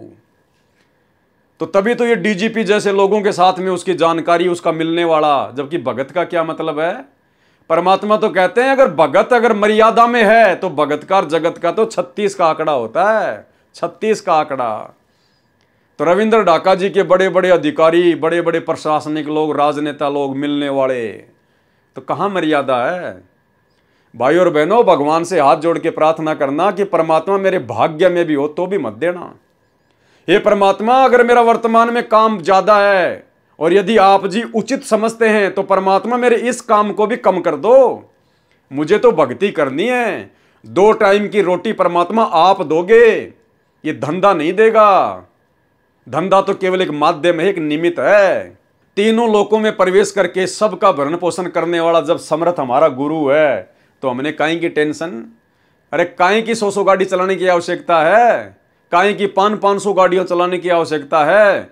ये भगवान, जिसके 500 गाड़ियां चलती हो उस आदमी को कितनी टेंशन होगी भाई। वो तो खाना भी ढंग से नहीं खा पाता होगा, मंत्र क्या खाक करेगा ध्यान से, आरती क्या खाक करेगा। तो सोचो भाई और बहनों, विचार करो, ये परमात्मा इतना सारा खुलासा क्यों करवा रहे हैं। क्योंकि ये जितने भी बड़े बड़े भगत समझे जाते हैं ना, वो केवल इसीलिए इतना बड़ा भगत समझा जाता है कि उसके 500 गाड़ियां चलती हैं, पूना के महाराष्ट्र में बहुत बड़ा ट्रांसपोर्ट का कार्य करता है, और चाहे ज्ञान की छीट भी ना हो लेकिन भगत तो उसको बहुत बड़ा भगत समझ लेंगे, और वो जो कहेगा वो सबको मानना पड़ेगा कि ये बहुत बड़ा भगत है। केवल हमने पैसे और पद के हिसाब से बड़े बड़े भगत मान लिए, ज्ञान के आधार से हमने किसी को अच्छा भगत नहीं माना। तो भाई और बहनों, मालिक से हाथ जोड़ना कि परमात्मा दया करना, उतना ही देना परमात्मा कि आपकी भक्ति में कोई विघ्न ना पड़े। हे मालिक, मुझे जगत वालों से, कोई अधिकारी से, कोई प्रशासन वालों से किसी प्रकार का कोई संपर्क ना करना पड़े। परमात्मा, मेरा तो जिंदगी में उनसे कभी कोई काम भी ना पड़े मेरे मालिक। तो भाई और बहनों, विचार कर लेना, ये बहुत गहनता की बातें हैं। ये सतलोक जाने के लक्षण नहीं है 500 ट्रक चलाना, 100 ट्रक चलाना, लंबा चौड़ा काम बढ़ाना, काम को आगे से आगे बढ़ाते जाना। इस भक्ति मार्ग में उपदेश लेने के बाद अगर ज्ञान समझ में आ गया और पहले से काम बढ़ा हुआ है उसको भी कम करो, उसको भी कम धीरे धीरे नीचे लेके आओ, ताकि ज्यादा से ज्यादा समय परमात्मा की भक्ति को दे सकें। तो भाई और बहनों, हमने तो असली सुख सतलोक में प्राप्त करना है, और जब तक इस काल लोक के नकली सुखों को ठोकर नहीं मारेंगे, वो सतलोक का सुख कभी जिंदगी में नहीं मिलेगा। 18 जून को डीजीपी सीआईडी श्री अनंत सिंह ढुल का फोन भगत रविंद्र दास जी पूना वाले के पास आया, जो पहले से ही डीजीपी का मिलने वाला था। ढुल ने कहा कि मेरी मुख्यमंत्री जी से बात हुई है, वे कहते हैं कि हम आपके गुरुदेव जी पर बने सर्वे मुकदमे समाप्त करना चाहते हैं। भगत रविंद्र दास जी को भी इस झूठे मुकदमे में मुलजिम बना रखा है। भगत रविंद्र दास ने मुख्य भक्तों के साथ सभा में सर्वे बात बताई, उसमें निष्कर्ष निकला कि यह एक नया षड्यंत्र रचा जा रहा है। शिक्षा लेनी है भाई और बहनों, शिक्षा। हमें कोई मतलब नहीं है इन सब बातों से, लेकिन हमने शिक्षा लेनी है कि हमारे जो पुराने गुरु भगत भाई बहन हैं, वो कितना अपने गुरु जी को समझ पाए, वो कितना भक्ति कर रहे थे, वो कितना मर्यादा में थे, वो काल के हत्थे चढ़े हुए थे या सतगुरु रामपाल जी के भगत बनकर भक्ति कर रहे थे। मनमानी, सतगुरु के रहते सहते मनमानी, ये प्रमाण है। भगत रविंद्र दास ने मुख्य भक्तों के साथ सभा में सर्वे बात बताई, उसमें निष्कर्ष निकला कि यह नया षड्यंत्र रचा जा रहा है। गुरुजी से कोई बात नहीं, गुरुजी से कोई विचार विमर्श नहीं। रविंद्र ढाका ने मुख्य भक्तों के साथ में मिलकर मीटिंग बुलाई, और खुद भक्तों ने मिलकर बैठकर ही निष्कर्ष निकाल लिया कि भाई ये नया षड्यंत्र रचा जा रहा है, हमने कोई बात नहीं करनी है भूपेंद्र सिंह हुड्डा से। कोई गुरुजी का जिक्र नहीं, कोई गुरुजी से बातचीत नहीं, कोई गुरुजी से विचार विमर्श नहीं। क्योंकि जब सतलोक आश्रम वालों ने 2010 में राष्ट्रीय समाज सेवा समिति बनाई थी, तो दास ने आपको उसका पॉइंट नंबर 12 पढ़ा दिया, दिखा दिया उन्हीं के हाथों से लिखे हुए उनके संविधान में, कि हम राष्ट्रीय समाज सेवा समिति वाले संत रामपाल जी से किसी भी कार्य में कोई दिशा निर्देश नहीं लेंगे। स्पष्ट हो गया। और फिर खुद इनके हाथों से लिखा हुआ आप जी पढ़ लो, दोनों बातें मेल कर गई। इन्होंने अपने संविधान में भी लिखा हुआ है, और यहां वैसा ही आचरण ये लोग करते आ रहे हैं। कितनी मनमानियां दास ने आपको इनकी गिना दी, इन्हीं के हाथों से लिखी हुई पुस्तक भ्रष्ट जज कुमारक के अंदर। तो ये होता गुरु को मानुष मानना, गुरु जी को अपने जैसा जीव मानना, गुरु जी की बातों को महत्व ना देना, और इसी का नतीजा आगे चल के निकला बरवाला कांड। और आज आप ऐसे मनवश लोगों की कुसंगति कर रहे हो इन सतलोक आश्रमों में जाके। ये खुद तो डूबे हुए हैं, तुम्हारे को भी ऐसी जगह पे डुबोएंगे जहां पे तुम्हें कोई बचाने वाला नहीं मिलेगा। भगत रविंद्र दास ने मुख्य भक्तों के साथ सभा में सर्वे बात बताई, जबकि बात बतानी चाहिए थी संत रामपाल जी को। अपने गुरुजी के पास में जाता सीधा कि गुरुजी ऐसी ऐसी बात है, मेरे पास में फोन आया है, क्या करना है। लेकिन गुरुजी का तो कोई लेना देना नहीं है, भाड़ में जाओ गुरुजी, ये तो खुद ही गुरुजी बन रहे हैं।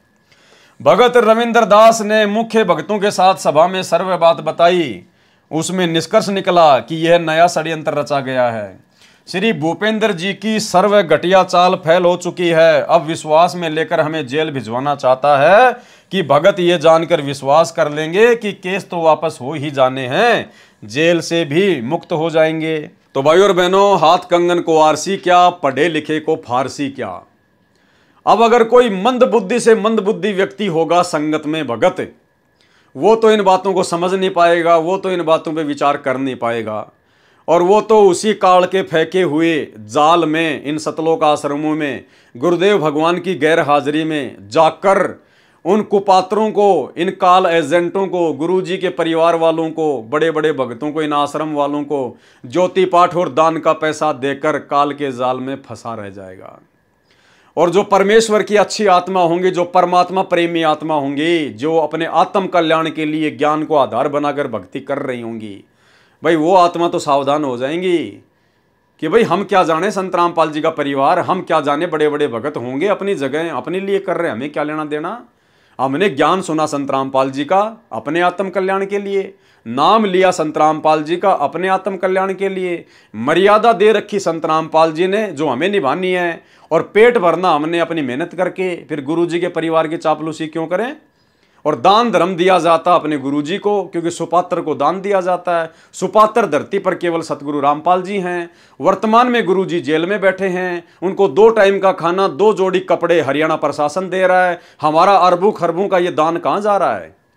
इन कुपात्रों के हाथ में, गुरुदेव के परिवार वालों के हाथ में, इन बड़े बड़े समझे जाने वाले मंदबुद्धि भक्तों के हाथ में, जो तुम्हारे दान का तुम्हारी आंखों के सामने उल्टे कर्म करके सरेआम दुरुपयोग कर रहे हैं।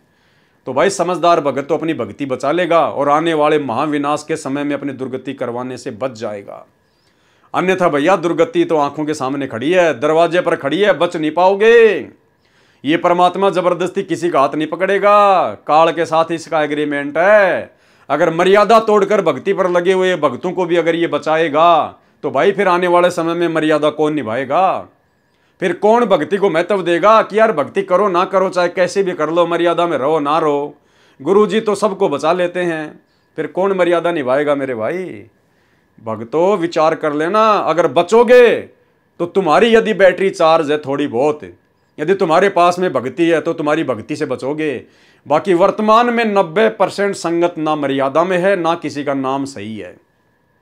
सबके ऊपर काल बैठा हुआ है, क्योंकि सबके सब सतलोक आश्रम मैनेजमेंट हरियाणा की कुसंगति के शिकार हैं। और कुसंगति का शिकार कैसे हुआ जाता है, आपको इस वीडियो की शुरुआत में जो पीला पर्चा सतलोक आश्रम मैनेजमेंट हरियाणा वालों ने निकाला है, भगत लक्ष्मी नारायण दास का, जिसको ठग घोषित कर दिया गया, जिसको फ्रॉड घोषित कर दिया गया, जो कि बहुत बड़ा कथावाचक था, हजारों शिष्यों को छोड़कर संत रामपाल जी की शरण में आया, और आज उसको पीला पर्चा निकाल के संगत से बेदखल कर दिया गया है कि ये बहुत बड़ा ठग है, ये फ्रॉड है, इसको कोई पैसा ना दे। अरे भैया उसकी क्या गलती बेचारे की? उसने देख लिया कि मेरे से बड़े बड़े ठग तो इन आश्रमों में बैठे हुए हैं। जो काम मैं पहले करता था ठगी का, वो काम आज ये नाम लेने के बाद भी कर रहे हैं, और फिर भी इनका कुछ नहीं बिगड़ रहा, तो मेरा क्या बिगड़ेगा? उसने भी कर दिया होगा अपना ठगी का काम शुरू। तो ये होता है कुसंगत का नतीजा। अगर वो अच्छी आत्मा साथ संगति से जुड़ जाती तो भाई और बहनों आज वो परमात्मा से दूर ना होती। तो संगत कुसंगत का कितना बड़ा प्रभाव पड़ता है भगत के आध्यात्मिक जीवन में। ये परमात्मा ने इतनी बड़ी बड़ी पुस्तकें, कबीर सागर का सरलार्थ, अन्य पुस्तकें जिनके ऊपर वीडियो बनाने की प्रेरणा दे रहे हैं। अब बताइए भाई और बहनों, ऐसे ऐसे गूढ़ रहस्य परमात्मा ने इन पुस्तकों में छुपा रखे हैं जो गुरुदेव ने सत्संगों में नहीं बताए। क्योंकि भाई और बहनों समय आने पर ही परमात्मा सारे खुलासे करवाता है। तो अब ये ठीक का समय चल रहा है, लास्ट का समय चल रहा है। 2028 लास्ट युग परिवर्तन का समय है। ये 2025 और 26 कितने भयंकर गुजरेंगे किसी को उम्मीद नहीं, किसी को आशा नहीं है। तो विचार कर लेना, भक्ति बचाएगी, मर्यादा बचाएगी। अगर कुसंगति से बाहर नहीं निकले, साथ संगति से नहीं जुड़े, गुरुजी से अपने तमाम कुकर्मों की माफ़ी नहीं मांगी, जो कुकर्म तुमसे गुरुजी का परिवार इन आश्रमों में बुला बुला के, राजनीतियाँ करवा करवा के, तुम्हारे पैसे का दुरुपयोग करवा करवा के, अपने धार्मिक धंधे के लिए जो गलतियां करवा चुका है, जो कुकर्म करवा चुका है, समय रहते इन तमाम कुकर्मों की माफ़ी अपने गुरुदेव भगवान से मांग लो और साथ संगति की वीडियो देखना शुरू कर दो अगर बचना चाहते हो तो भाई और बहनों, सृष्टि रचना के माध्यम से जो वीडियो बनाने की श्रृंखला जारी है, जिसमें आज हमारा ये 8वें नंबर का वीडियो था। आज के वीडियो में हम केवल इतना ही लेंगे और कल रात्रि 9 बजे गुरुदेव का आशीर्वाद रहा तो फिर एक नई वीडियो के साथ में आप जी के सामने आएंगे। और आगे इस पुस्तक में और क्या क्या मनमाना आचरण सतलोक आश्रम मैनेजमेंट हरियाणा का लिपिबद्ध है, उन्हीं के कर कमलों से लिखा हुआ आपको दिखाएंगे, आपको परिचित करवाएंगे, ताकि आप लोगों की हर प्रकार की भ्रमणा दिलो दिमाग से निकल जाए कि भक्ति करनी है तो अपने गुरुजी पर और अपने गुरुजी के ज्ञान पर विश्वास करना पड़ेगा। बाकी भक्तों के ऊपर, चाहे कोई गुरुजी का बेटा हो, चाहे बेटी हो, चाहे भाई बंधु रिश्तेदार हो, चाहे कोऑर्डिनेटर हो, चाहे किसी के 500 गाड़ियाँ क्यों ना चलती हों, हमने ब्लाइंड फेथ केवल अपने गुरुजी पे करना है, भक्तों पे नहीं करना। और कोई कितना ही बड़ा भगत हो, यदि वो हमें कोई आदेश देता है, कोई बात बताता है गुरुजी का नाम लेके, वो बात यदि हमारे गुरुजी के सत्संगों से मेल खाती है तो फिर हमारे ऊपर निर्णय लेगा कि हम माने या ना माने। मानने के लिए बाध्य नहीं है कि माननी पड़ेगी, नहीं, हमारे ऊपर निर्भर करेगा कि हम उसके बाद भी उस बात को फॉलो करें या ना करें। क्यों? क्योंकि 2014 बरवाला कांड के बाद ये हमारी परीक्षा चल रही है और परीक्षा भाई स्वयं ने देनी होती है, स्वयं ने, तभी हम सफल होंगे। और परमात्मा पल पल देख रहा है अंतर्यामी, कौन किस प्रकार से रिएक्ट कर रहा है भक्ति मार्ग पर। तो भाई और बहनों, आज के वीडियो में केवल इतना ही। कल परमात्मा के दया से फिर से हाजिर होंगे। तब तक के लिए गुरुदेव भगवान हम सबको इजाज़त दे, आशीर्वाद दे। बंदी छोड़ सतगुरु रामपाल जी भगवान की जय हो।